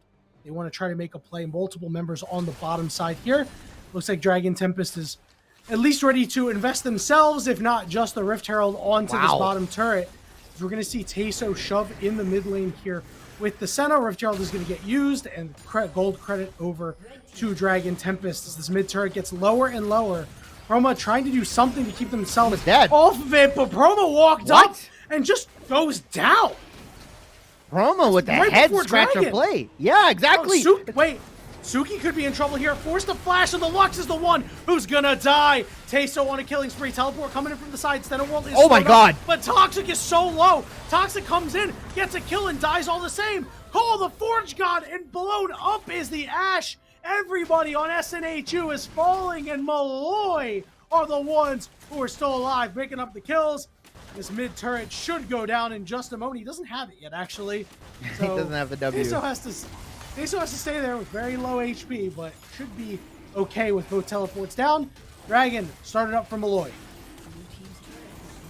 SNHU, I mean, they had a good idea, right? They dropped the Rift Herald in the bot lane, forced somebody to answer, but Proma just throws that completely out of the water, as now Dragon Tempest fancies himself a steal, potentially. They are just holding the dragon because they know Tempest is around. They're waiting for their jungler. Although the smite is better for Dragon Tempest, I don't think it's going to matter. Streno and the rest of Molloy are able to get the Chemtech Dragon, stack themselves ever so closer to that Chemtech soul here. I wanted to hark back. The Rift Herald play was smart. What Proma did threw that all down the drain, right? The moment you lose your tank, the individual that can keep certain players off your carries, right? You lose him, you lose the ability to take space. You throw everything out, and you lose the dragon. That gives the go trigger for Steno to pop the ultimate, and all you've got is a bunch of carries and bombs ready to be unleashed. Yeah, the lead has doubled here from Molloy, although they're looking to make a quick play onto Teso here. Roots coming out, slows Enchanted Crystal Arrow, but a cleanse there means that B15 is going to be okay. I think one of the crucial things to note here is that Liam has just not been having a good performance on this Lux. Absolutely on the other end of the spectrum. Game 2, we applauded it. Really crisp on the Qs, really good on the catch-outs, really just able to land everything. I don't think I've seen a binding that has resulted in either a kill or an objective for them at all this whole game. Yeah, there were some opportunities earlier. You harken back to the Senna near the Dragon Pit at the first Dragon, unable to make hay on that play. And those missed opportunities are going to haunt you as SNHU firmly behind at this time around. I mean, we saw in the last game, at this point in time, they had really retaken a lead or made it at least incredibly close before they did. But now they're the ones behind the 8-ball, and Shibby, I do believe they get outscaled, especially with ornaments. Oh, yeah, 100%. I'd have to agree with you. Yeah, Victor, massive scaling champion, right? In his own right. Probably one of the best mid lane scaling mages. But you've got a Senna, you've got a Ziggs, you got an Ornn. Who's going to answer the Fiora in the side lane? Ornaments just propel that gold lead even further. It's getting more and more unreachable, and it feels like SNHU, they have a very limited amount of time to make plays, and every time they try, it gets countered.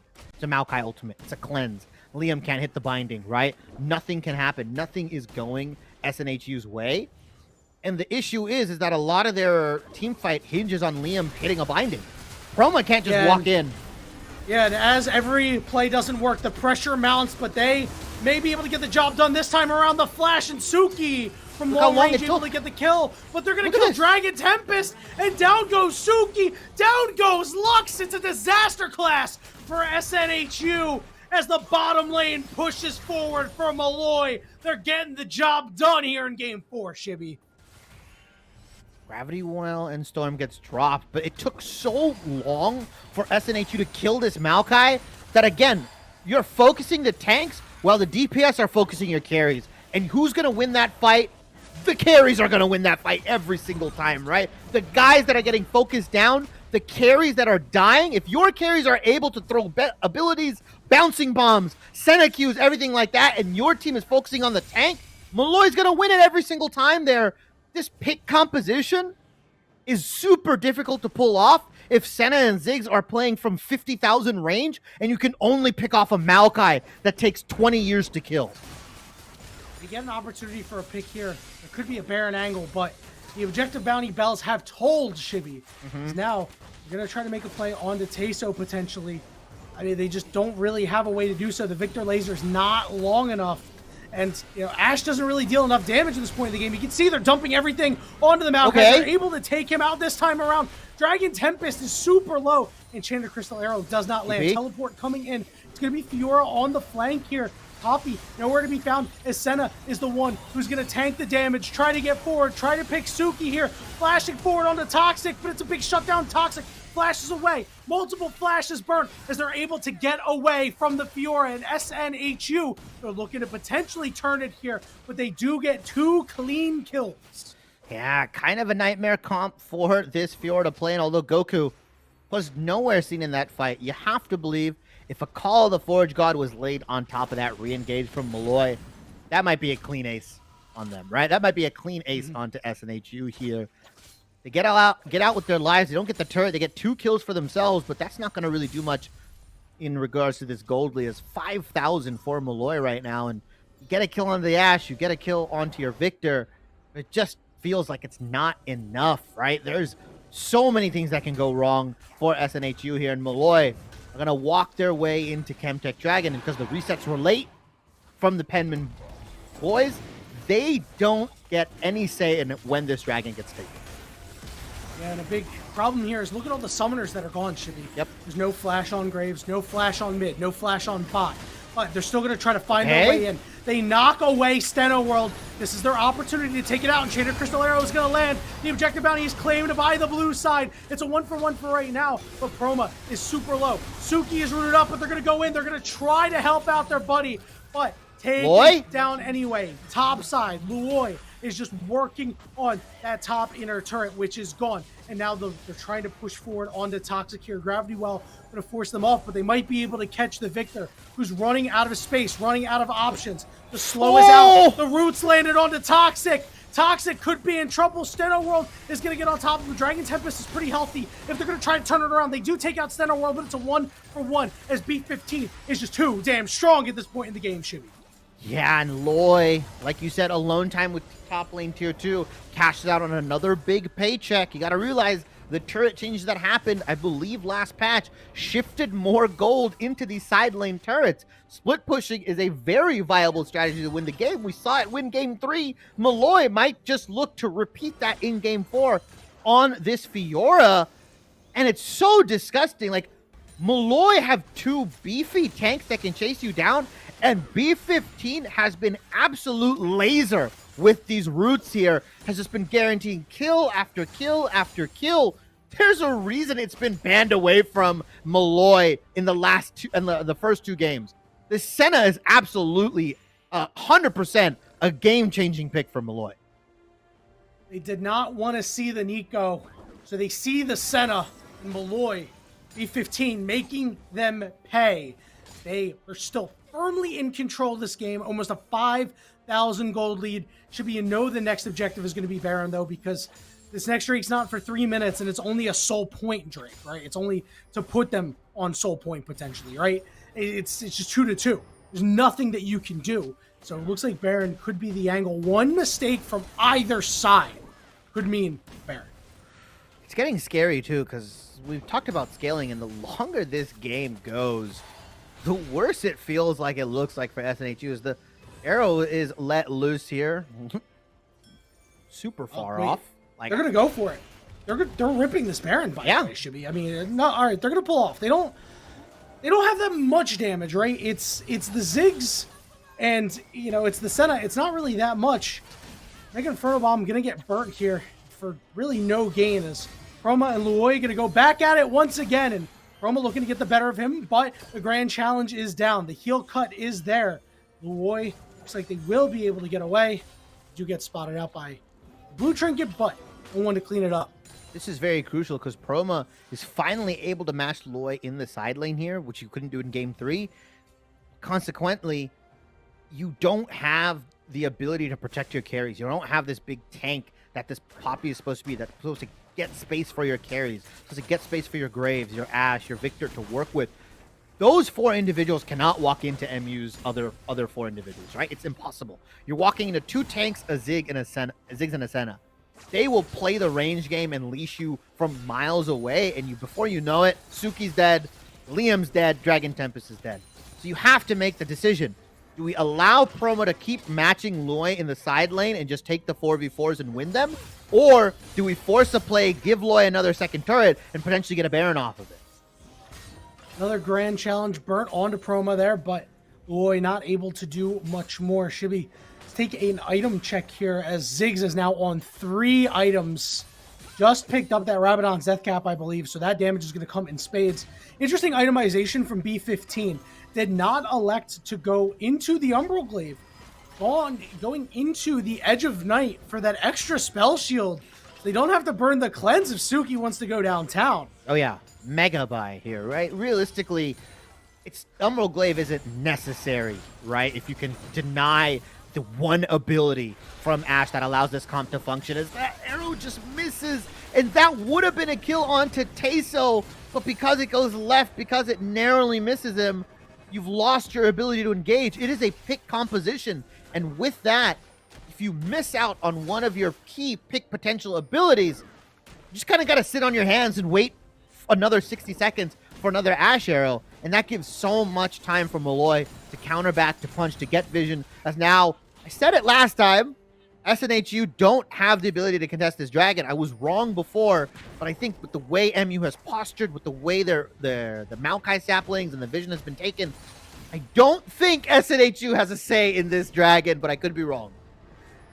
Well, Molloy seems super happy to execute what they did last time. Look, they've sent Fiora to the top side.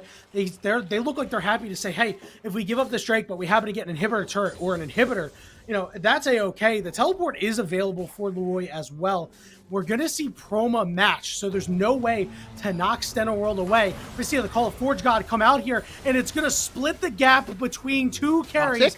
Ultimate followed up here from the Maokai, but he's going to get blown up. Look at all the damage. Toxic is down. Toxic is down. And it is going to be a 4-on-3 for a little bit longer, but now they get to go to the side lane. Molloy trying desperately to get away. Looks like Ashe is going to try to cut them off at the pass here. Ultimate coming out from the Lux. Molloy very low. Molloy flashing away, and they will be able to get away. A 1-for-0 from Molloy, but more importantly, the 3rd dragon of the game for them. And it feels so bad for Toxic and the rest of SNHU, because normally one Maokai running at you, it's like, all right, this guy's inting. What is he doing? No, he's just setting up the rest of his carries to drop the Mega Inferno Bomb, the Senna ultimate, everything on top of your forehead. It's the 10-ton Acme, you know, weight that gets dropped onto you if you're Toxic. The Acme Anvil. Yeah, the Acme Anvil. It gets dropped onto you, and you can't do anything about it.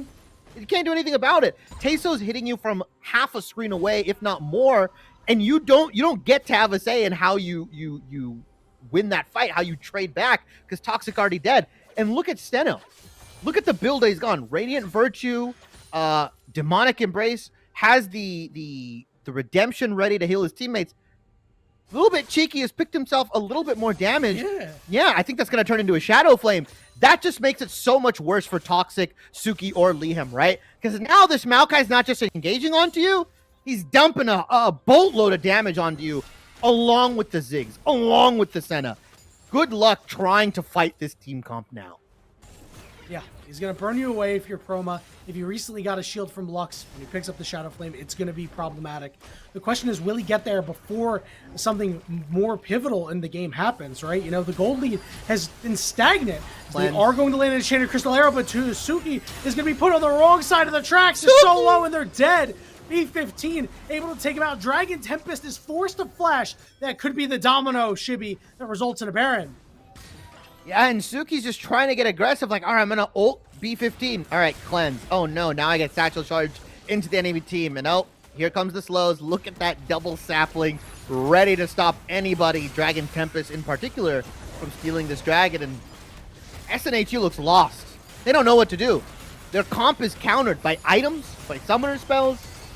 They are in the forest without a map, completely blindfolded, hopping on one leg. Like, SNHU is lost, Yanni. Just every time they try to go for a play, it's blown up in their face. They had, what, one good 2-for-0 that occurred, I believe, at that dragon. But, I mean, every time, remember the Enchanted Crystal Arrow from earlier that turned into like a 4-for-1, right? It's just impossible for SNHU to do anything. Credit to Molloy. They've itemized perfectly. They're positioning well earlier in the game. And now, it doesn't matter, because if they get hit by something, they have enough return damage that they're okay. Look, another one. This will slow up Teso and could cause a problem. Dragon Tempest moving forward. He gets rooted up. Dragon Tempest is dead. Teso is able to get that kill. And now, once again, another Maokai ult lumbering down. And it's rooted up two crucial members. And look at B15 rifling away. They're on a rampage. Poppy can't do anything. He's going to be able to knock Steno World out. But do they have enough to siege? Look at the backside. Look at Fiora from behind. And they are able to take out Toxic. That could be the game, Shibby. Inhibitor turret in the top side is gone. Inhibitor turret in mid lane is gone. Inhibitor is down. Teleport coming in from Goku. And only two members around to defend. And it's Chroma and Liam. They got nothing they can do. They're going to get right on top of Chroma. First turret going to go down. Chroma's going to fall. The next turret's going to go down. Shibby, queue up Silver Scrapes. We're going to game 5. MU, Molloy University. You say queue up Silver Scrapes. I say queue up my broom, because they might just pull off the reverse sweep. I had my broom ready at game 3 for SNHU, but I could be wrong. Molloy might just shock me. I got it ready in the back here. Don't worry. The reverse sweep might just happen. We go to a game 5 off of Molloy playing a miraculous game 3, catching the Baron throw. And in game 4, drafting, itemizing, just playing overall damn good League of Legends into SNHU's composition. Would you believe it if I told you that the first 2 games ended in under 24 minutes? SNHU had two victories. That now we'd be going to a game 5 with Molloy on the reverse sweep angle. Would you believe that? No, not in the slightest. And especially after you told me that they're playing Ornn mid lane, right? I was a naysayer. I'll be the first to admit I was a naysayer. I was like, what the heck are they doing, man? They won game 3 they played a really good game 3, and then they're going to go in game 4 with this wacky composition. They're going to put Ziggs on their support player again. They're going to put Ornn in the mid lane again, and guess what? It worked. Molloy has made me a believer, Shibby. Go get your cleaning supplies together while I try to pick up the pieces of my brain that were left on the floor, and when we return, it'll be the game 5 draft for all the marbles of the ECC Fall 2023 Finals. Molloy Lions, SNHU Penmen, don't go anywhere.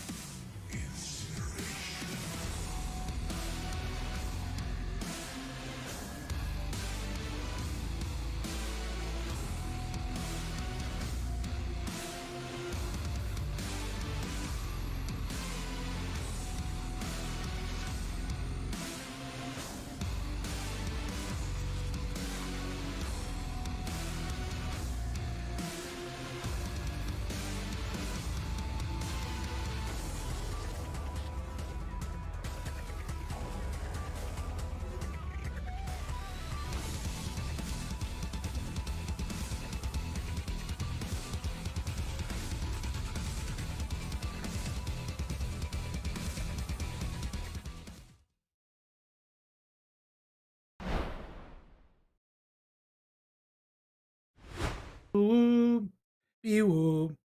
Oh, You're hey, gonna get what's us going on? copyrighted. ECC Fall Finals 2023, Game 5. Shibby Molloy Lions, SNHU Penmen. Shibby, it was looking like, as you mentioned, a little sweep going on, a little sweep action. But now we have made it all the way to Game 5. The Molloy Lions, never an ounce of quit in them. I am really ecstatic about the way they have played today. And SNHU, they're going to have to turn this around. They're going to have to go back to what worked in games 1 and 2 to get the job done, to raise the trophy, to be the victors. Bit of a short story here. When SNHU was 2-0, my partner, who knows nothing about League of Legends, not a gamer, she's completely has no knowledge. I said, hey, we might be done soon. The 2-0 team is up 2-0. It's a best of 5. They just got one more game. She was excited, giddy, spend some time, get to watch, anime, got to do all this stuff. I said, hey, they lost 2 games in a row, and her only sentence was, how? Her words were, how? Distraught. My partner is mad. SNHU, you have brought wrath upon this household, not for me, but for you guys and for the rest of her time that she thinks she was going to spend with me. But that story aside, we are into the draft here. Yanni, SNHU have not done their due diligence. They have drafted on top of a burial ground, a cemetery. They have inspired all the ghosts, all the voodoo onto them. It's cursed. It is, because Molloy has gotten 2 wins for themselves. We're almost ready to complete the reverse sweep down 2-0. And Molloy's doing it in Molloy fashion. Ziggs bottom lane with Senna, Ornn mid. I mean, they're just jamming out. I said they took the Rock Lee weights off in game 3. I didn't think I was actually that serious, but maybe they did. Well, to answer your partner's question, and for those who were not here for games 3 and 4, Goku smurfing on Nico in game 3, and then in game 4, it was B15 popping off on Senna. Teso having a pop-off game on Ziggs. SNHU, they've wised up. Fiora for the last 2 games went to Molloy, and this time around, Proma's taking it away.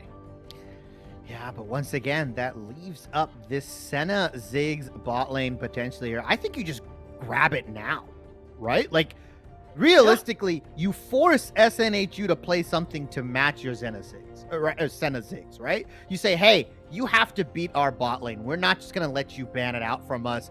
And that might be one piece of the puzzle. The Nocturne. I talked about it way back in game 1. I was like, Nocturne, Jarvan, Viego, these junglers super strong right now. Very, very aggressive. Dragon Tempest, probably the one jungler that can make the most out of this champion, but they do need to follow it up. You hate to be the Nocturne that dives in by yourself and says, hey guys, where is my team? Oh, I'm dead. And interesting to note is that Dragon Tempest playing another jungler that does have early gank potential, but is probably going to wait until level 6. We saw in the last game, he bucked the trend and was not able to get the job done on a non-farming jungler. So it was a first for the series. I like this Lucian pick because Molloy has to make a decision. Do they ban for mid lane, or do they ban for Lucian's 2 really strong lane partners? It looks like they're going to ban Melio and they're going to ban Victor. So this does leave Nami up on the table for SNHU here in game 5. If they opt into it, right? But it feels so crazy that they're opting in for the Lucian here, especially into such a long-range bot lane that is Senna Ziggs. You're preying on the fact that, hey, you've got to have CC, you've got to have point and click ready. Unfortunately, I don't want to see him on the Lux. I don't want to see him on something that's super skill shot heavy. He's 1-1 on it, right? Like, he was hot and then he was cold. If you roll a cold Liam, you might just lose the lane outright. Nice call out. They are just going to end up taking the Nami, a better facilitator. Lane isn't reliable on the bubbles completely. You've got E, you've got W, you've got all the ways to enact punishment onto this Senna Ziggs here. They actually are going to opt in for the Lux, but I think it's going to be Toxic most likely piloting this one, right? Yeah, and you know what? They seem to like the Lux, and last game there was potential for the Lux to do good things in the last game, but a couple skill shots don't land, and you call it a day after that. But this doesn't solve SNHU's big issue with the bot lane, right? You've got another strong Lucian pairing. You had a strong Lucian pairing in game 3. You couldn't get the job done. Now against this Senna Ziggs bot lane, which I'm surprised that Senna was still left up after that last game, was an absolute shellacking.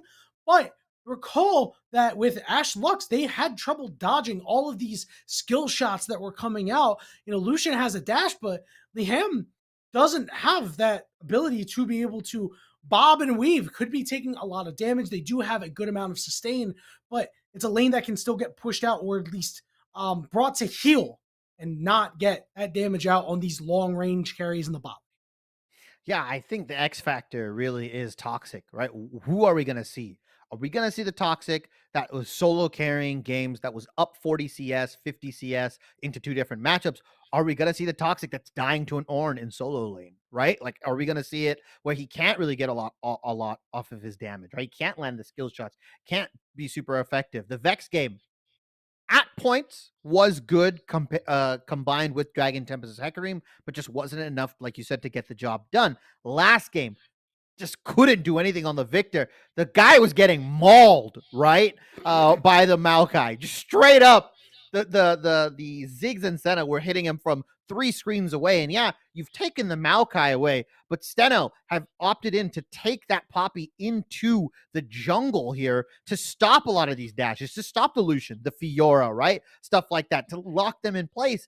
And yeah, it's not Maokai Ornn, but it's Darius. And if the slow from Call of the Forge God lands onto you, the Senna slow, Darius is licking his lips. He's ready to feast onto everything that SNHU has to offer here. Let's see in this Game 5 matchup between Molloy and SNHU. For all the marbles, like you said, Yanni, the ECC Fall 2023 Finals, can SNHU come out on top, or will Molloy hit him with the reverse sweep? To have seen the Steno World game, Shibby, we have seen Steno World on Darius top in game 1, and then Maokai games 2, 3, and 4. So, again, you talked about all the good things that Poppy could do, but Steno World, you don't get to lean back and just be like, yeah, I'll play for 6, right? Obviously, you can drop the hammer on somebody, knock them out of the fight, but you're going to be required to do more before level 6, especially because Dragon Tempest can do both if he chooses to. So I'm looking for Steno World to see what he does this game, because that is going to be the big factor on whether or not Molloy is able to compete for Steve Shibby. What do both teams need to do and take advantage of? What are their win conditions? Destroy the Nexus. That is. I should have expected. I'm sorry. I mean, you're right. Listen, it ain't wrong. In a majority of games, True. I would argue 100% of the games even. Well, 100% is a majority. Yeah, that's true. Realistically, though, for Molloy, right? I mean, they can sit easy. They can sit pretty. The real thing that they have to worry about is if Proma gets too big on this Fiora and you can't have anybody match them, right? You're obviously not going to send your Poppy there. You're not going to send your Darius at certain points in the later games to match this Fiora, because it might be impossible, right? So who do you play? Who matches? And how do you win the 4v4s?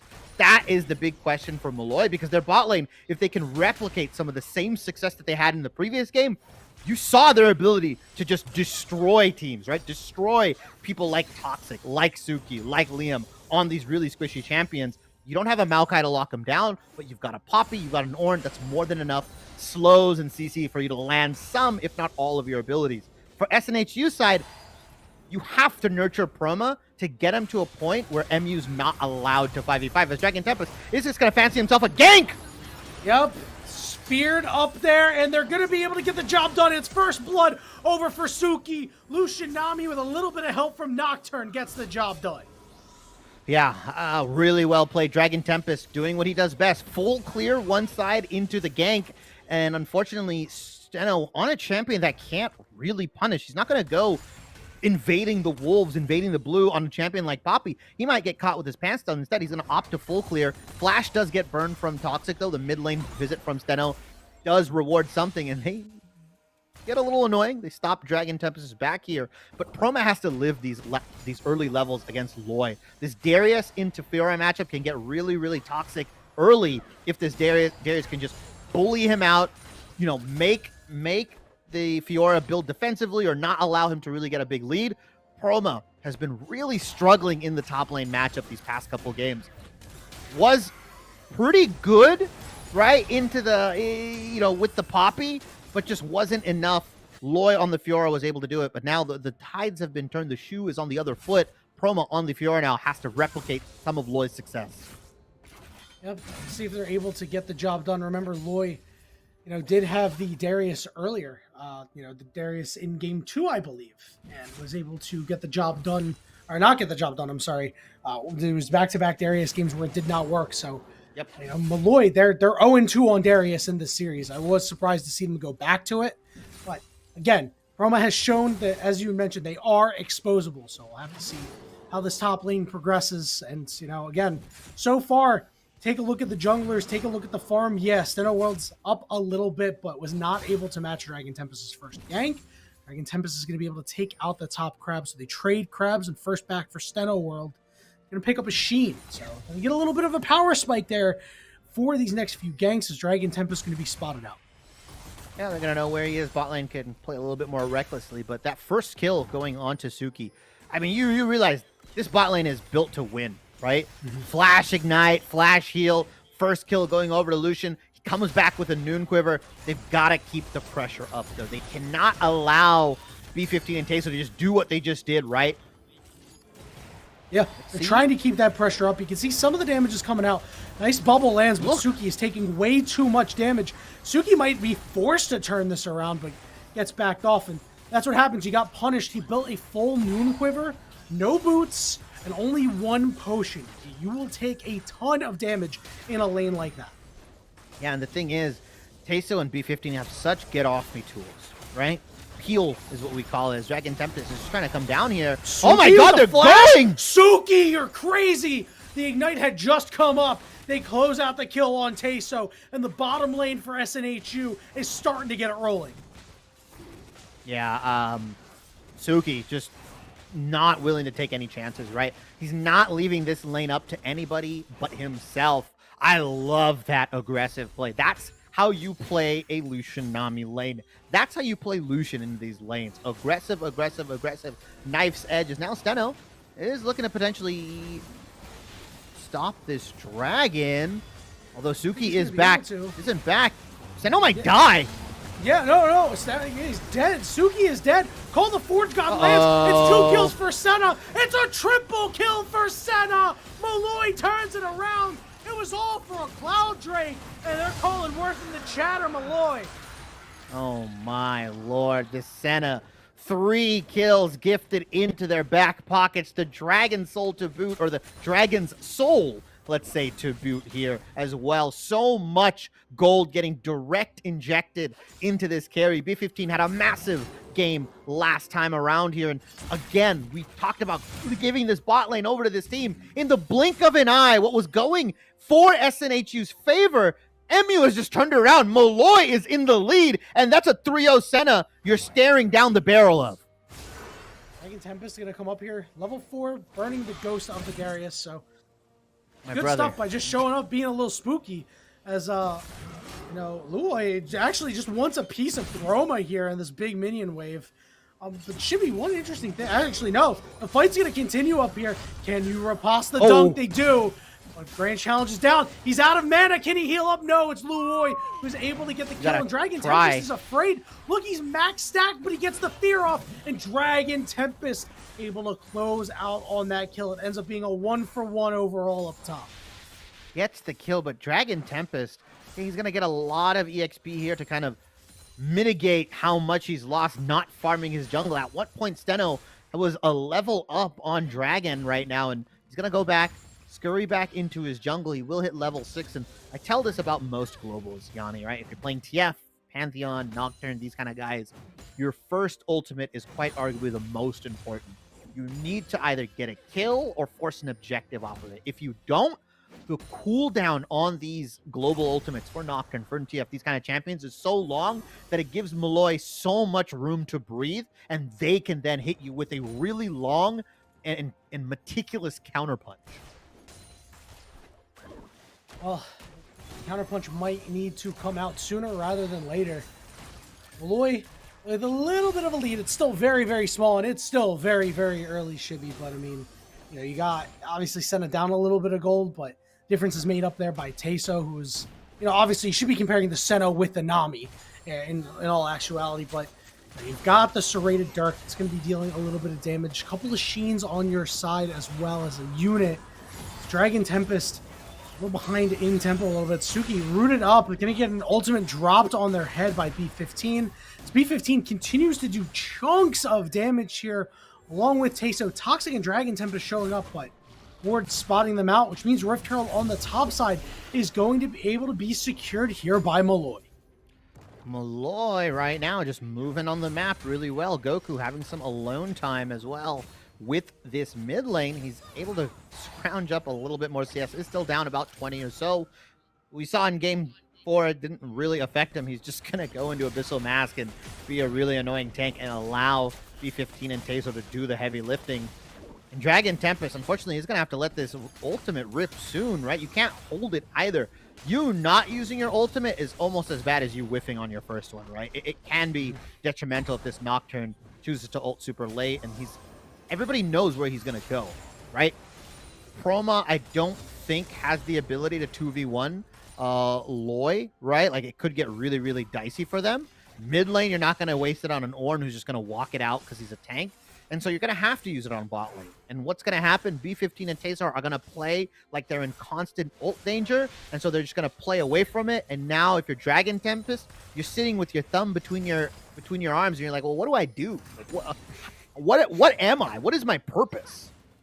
Yeah, getting very existential here if you're Dragon Tempest. And, you know, realistically, B15 and Teso have to play back. That's exactly where they want to be, too, against this Lucian Nami lane, right? You just chill out. Everything's all right. Calling going to get dropped onto Steno World here. As Suki is going to take a lot of damage on the way out, too. It's getting a little problematic. Mid lane Toxic continues to farm, and up top, a Ghost getting burnt. Grand Challenge getting put down. You need the timing on this one, Chroma. You time it incorrectly, and Molloy makes you pay. Unfortunately, it's not even a timing thing, right? What? Loy can just... Yeah, he took no damage. Like, literally. No, I thought he was unstoppable, and he got rooted. But regardless, Rift Herald getting dropped, and here comes the play. And from Dragon Tempest, who gets exhausted, knocked away. Lots of low health bars, but Poppy not able to get the job done. Dragon Tempest is low. Teleport coming in. Who is it going to be? It's going to be Chroma, who's looking to run forward and proc some vitals here. They're able to get one, but they get slowed up. The Senna ultimate on the backside, forcing everybody else away. Chroma gets turned around on it. It's a kill for Teso, and they're looking for more. Suki is going to get some movement speed to try to find a way out, but it's a double kill for Teso. They turn it around on SNHU. And it's like that one person that ghosted you 2 years ago texts you now. That play in similar fashion, both of those things reek of desperation, Yanni. SNHU, they tried. They invested the Nocturne ultimate, Chroma's TP. They could not get it done. And it feels like Molloy has got their number. Yeah, and guess what? Toxic has been completely silent this game. After those 2 losses, he may have gone toxic, and he's playing for himself. He's gone into the business for himself. Shibby has got 112 CS, but has nothing to show for it. Has not shown up to any of these fights. Has not made any impact on this game whatsoever. He's got a cardio game out here.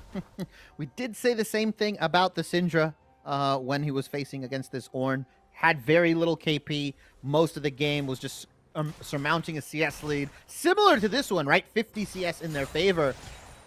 But you're playing with a bot lane that wants to get stuff done, that wants to do things, that wants to kill, that wants to keep this enemy bot lane in check. And right now, with laning phase almost being over, they're going to do the same thing they did in the past couple games. They're going to put Goku on a side lane. They're going to put Senna and Ziggs in the mid lane, potentially, or top, wherever they want to go to destroy towers, to force SNHU to play Bloons tower defense. And unfortunately, Darius got so much alone time with that top lane turret because Chroma TP'd that it was within range of Satchel Charge. Now you look at Molloy, blinking, you missed it, 13 minutes in. They are nearly 4,000 gold, 3.5, let's call it, but almost 4,000 gold down.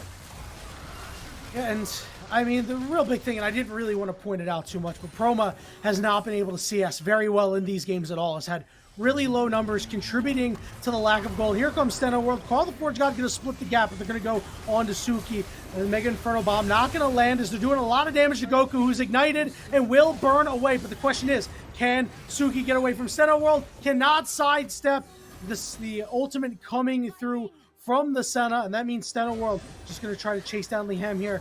Dragon Tempest showing up. Remember, he's got no ultimate. He turned the lights out to cut the vision. Ends up being a 1-for-1 with a quality kill going over to Senna and 1 to Lucian as well. Yeah, Molloy, with that turret being taken away from his bot lane, he's just going to start putting the pressure onto Proma here. And you took the Fiora away. But I mean, do you know what to do with it, right? It's like giving your little brother the controller. You've got the pieces, you've got the tools, but can you spin it like me? You know, can you do the Tony Hawk Pro Skater 360 ollie off the roof into the grind, into the trick landing? No, you can't. You don't know how to spin it like me. And Leo is just taking Proma to school right now. Yeah, it's been rough sledding here. For the side of Proma. I mean, there's nothing more to say, right? They should be on their completed item, and they're just not, right? They're just falling so far behind in CS, and, it's got an open lane now, too. And in prior games, wasn't able to get the job done there either. It's just been really, really... there's nothing more to say other than things are just not going well for the side of SNHU Shibby. They will at least get a turret down here. A fraction of momentum going their way. Yeah, Molloy, I bet you they're just as surprised as we are to getting that bot lane. Although, Toxic is able to hit a nice combo, but it's just not enough. Has the Leandries instead of the Luzin, so it doesn't have that extra little oomph, that burst that we would generally expect here because of the tanks that are on the side of Molloy. And right now, Molloy, with their gold lead, with what they have, they can just do whatever they want. This Nocturne pick, 2 KP in 15 minutes, turns the lights off, but for what? For vision? Yeah, although Root's going to land onto Luoy here, is forced to flash away. Suki going forward, but Luoy will survive. SNHU cannot buy a kill right now. Yeah, it's unfortunate. You invested so much again, right? And what is this Nocturne supposed to do now? Right? So behind, the Poppy is in a really prime spot to just tank everything. You saw what happened. Nocturne would dive in, Poppy would press the W, would isolate the Nocturne away from the team, and he's dead, right? Lucian and Nami just are not fast enough to close that gap, and you don't have anyone else on your team ready to dive with you, right? You don't have a Renekton potentially that would be sequestered in that top lane. You don't have like a Sylas in the mid, right? Or a Yone or something like that. So this Nocturne, every time he ults, he has to make a business decision. Do I go in and pray that my team can pick up the rest of the kills, pick up the pieces? Or do I just cut the lights out and hope that this denial of vision allows my team another window to get a kill? It's rough because it feels really useless, this pick. Yeah, it just has not yielded the results that they've wanted here. And I mean, you think about all the targets that you can hop in on. As you mentioned, you're just going at it alone. He's got no dive buddy with him. And it just seems like everything is going the way of Molloy. Look at Luoy, up 2 levels right now. I mean, Proma didn't really get hit that often, that much, but down to below half HP, and Rift Herald going to get used up in the mid lane here. Teso is going to detonate the charge on the turret. Now, Molloy, they're going to head over to Dragon here. This is going to be the 3rd Dragon of the game for them if they're able to close out on it. Don't look at the top left-hand screen. It is going to be Hex Tech Drake, potentially Hextech Soul Point on the table, but Dragon Tempest wants to go in for it. It's got so much HP. He goes super deep. He's taken down below half HP. Call the Forge God coming in, and he knocks off 3 members. The Ham has to run away. Suki is super low. Dragon Tempest has to flash over the back wall, but he gets mashed up against the wall and goes down. Toxic is going to be able to at least trade 1 kill back, but this Dragon should almost assuredly go over to Molloy, and it does. 3 dragons in less than 18 minutes for them. Molloy came in expecting a dragon, and they picked up 3 kills on the back end for themselves. I mean, just rough from SNHU, right? They can't do anything. We saw what happened. This Nocturne went in. Yeah, he lived for a little bit, but the rest of his team was just nowhere in sight. Unfortunately, Lucian, Nami, and Lux all got knocked up by that 3-man Call of the Forge Gods. And yeah, Goku goes down, but B15 and Teso are the real heroes of this team, and the real heroes of this team fight. They land all of their abilities, so much poke, so much damage, and it just dissuades SNHU here. And I mean, like you said, the dinner bell has tolled. Objective bounties are up for SNHU. That's how you know you're down a lot of gold. And Goku, you know, you mentioned that Call the Forge God.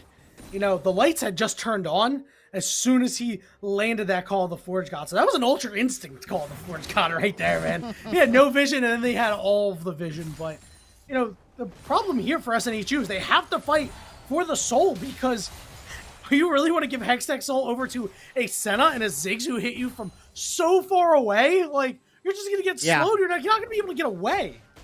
They couldn't have asked for a better soul roll here, right? Maybe you could argue Infernal, just as equally potent here. But yeah, Hextech, super annoying. And yeah, Leah's gonna die.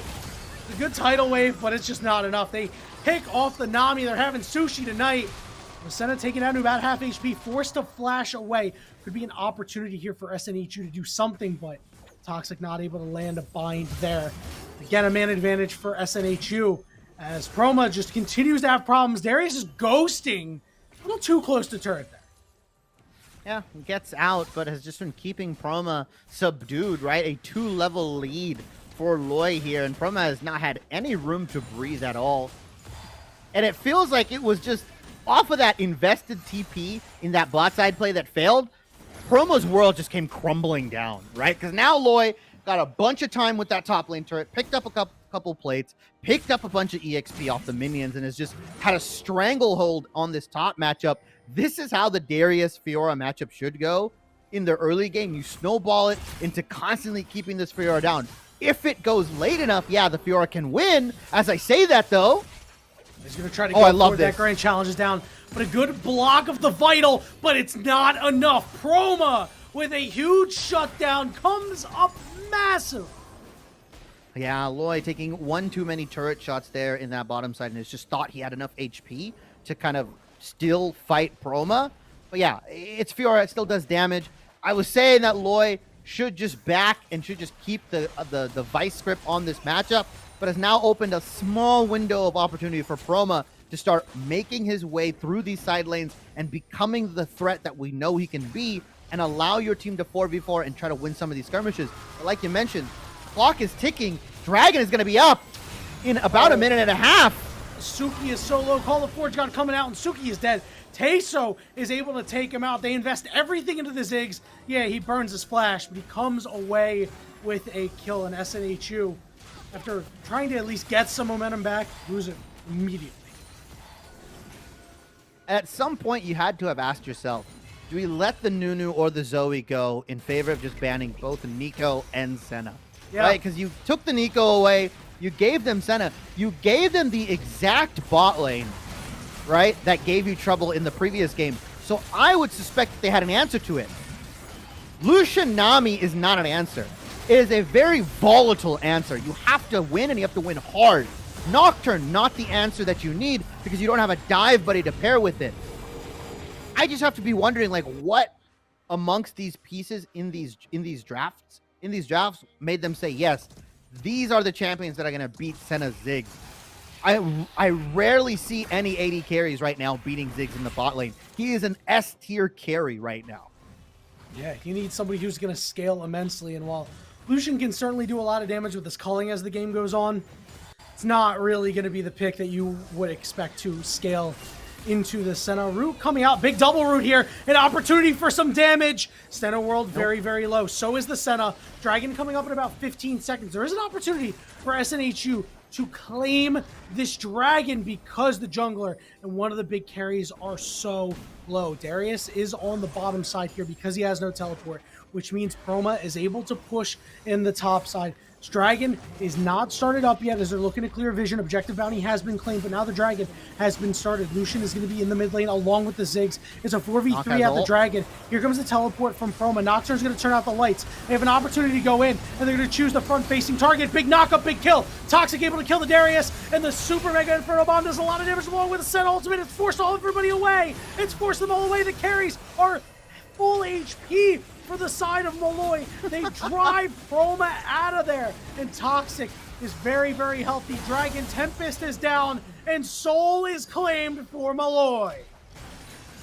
The front line of Molloy is just too damn tanky. The space that both Poppy and Ornn buy you, even the Darius to some extent, a walking menace, allows B15, allows Teso to just walk away with nearly full health, like you mentioned. That was one of the better fights that SNHU had, right? They chunked out some individuals. They had the TP. They had the ultimate from Dragon Tempest ready. They just could not get the job done. And now, if you're SNHU, you just have to believe, like, this game is pretty much over. That was one of your best shots. Baron has been taken.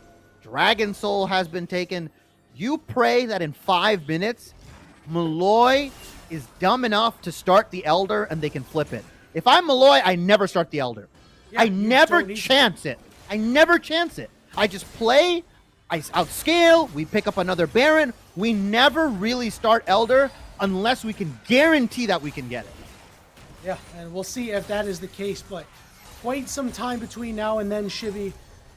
And still waiting for SNHU to really make their mark on this game. Try as they might, it's been all Molloy. The momentum has been on their side after winning games 3 and 4, and so far a very clean game 5. They haven't really put themselves in any real danger. Maybe that last fight was as close as you got.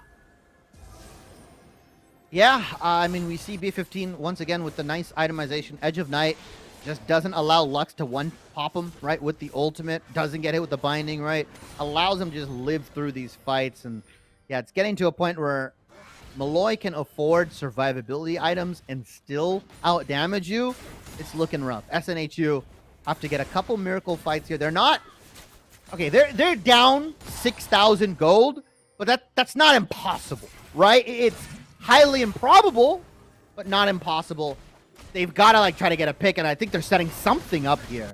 They have to try. Ziggs super low, and it's a shutdown for the Lucian. They're going to turn on to B15, but Dragon Tempest had followed, so they can't do it. Call the Forge God coming out, knocks up 4, and here comes the Steno World. He is going all the way in. Toxic is super low. B15 is allowed to just deal damage without going down. Suki does manage to take out Gokuro. Steno World flashes over the wall and takes out Toxic for a double kill. But now, potentially on the wrong side of the tracks, Suki is trying to dash forward, trying to get the movement speed buffs from the Nami, just trying to get as much vision as possible. And Steno World is going to get to the blast plant, and he's going to get away. Meanwhile, Darius is running amok on the bottom side. He's taking out the inhibitor turret in the bot lane.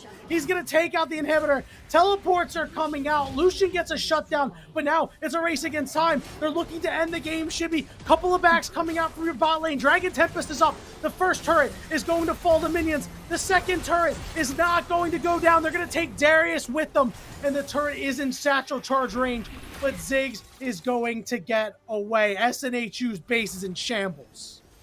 Bottom lane inhibitor goes down. One Nexus turret goes down. Another one on its last legs right now. It's crumbling in SNHU's base. Despite everything that happened, shutdowns, kill gold, right? You get that. Everything from SNHU, a perfect opportunity. It's still not enough. You took Teso down at the beginning of that fight, and you still walked away in tatters, in shambles right now, because Loy was not even participating. He was just split pushing bot lane.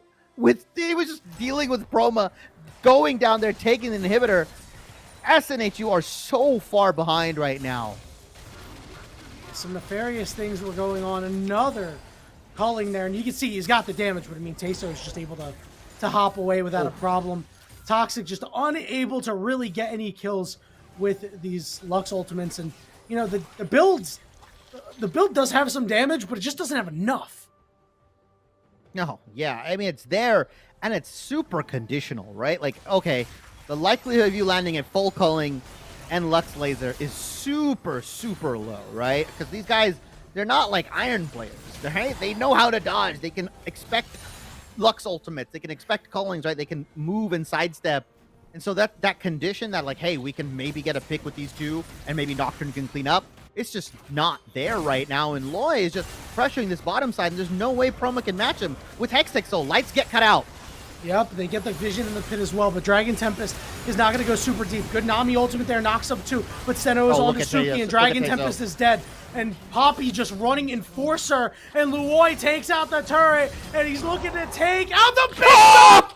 The big dunk, and Luoi will do his victory dance! He wins the 1v1, he takes out the Nexus, and he caps off a reverse sweep for Molloy Lions! An abrupt end to the game, Chibi. A very abrupt end. That's not Darius! That was Shaquille O'Neal breaking the backboard glass! That dunk heard around the world! Oh my god, my room is shaking! Summoner's Rift! No, I heard that around the world. I felt it. Loy put the team on his back, says, I am tired. I got tests tomorrow. I gotta go to dinner. I got a hot date. Let me end it here. A massive W for Molloy here. Wow. The reverse sweep 3-2. Yanni, I asked you before and I'm going to ask you again. If I told you that SNHU took the first two games in under 24 minutes, would you have told me that Molloy is getting the reverse sweep victory? No, not at all. And especially not the fashion in which they did. Listen, game 3 played straight up comp, played it really, really well, got the dub. Game 4, they got wild, they got wacky like they did in the prior two games. They went back to the Molloy League of Legends. They used a straight up comp, a regular comp as a confidence builder. They said, let's go back to the wacky stuff, right? Get the job done. And here in the pivotal game 5, you go back to the Ornn in the mid lane. Goku, an absolute rock, able to get the job done. And we're not quite done yet. We're going to take a short break here because we're going to try to get an interview with a winning member of the Molloy Lions, a 3-2 series victory in your ECC Fall 2023 champions. Stand by. We'll hope to see you soon.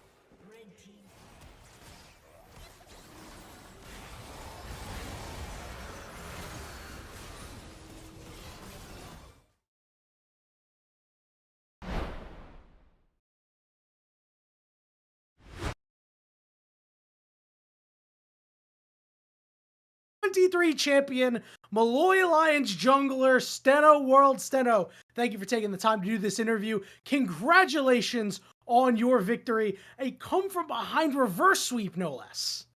Yeah, thank you. All right, so my first question. Oh, all right, what happened in game one, right? Fiddlesticks Darius thing that's going on, you're swapping roles and everything. What is this something you guys normally do? And what kind of went wrong that? Yeah, well, for most of the season, we played with me top and our top laner on jungle, so it's what we'd been most comfortable playing. But then we swapped up roles towards like the end of the season, and it seemed to work out pretty well. And then we kind of decided that we'd only swap really if we had like Fiddle open, which we did in our match the previous week against NYIT, which worked out pretty well. We swapped top and jungle, and I think we won through that. For this game, I think for what went wrong, I mean, we had a really big lead early. We were winning in both side lanes, but we had that one bad fight around drag, which I think kind of really set us behind. Yeah, I'd agree with that. And it's a really cool adaptation that you guys can make it, especially with how the season went. It seemed like you guys didn't miss a beat with that swap. You were good before, you were good after. So, really, really good stuff there. Second question, I'm asking it for Shibby because Shibby could not be here. What were the adaptations jungle-wise after game 1 and 2? Because Dragon had some like pretty creative pathing, but it felt like you kind of figured him out afterwards. So, like, what changed?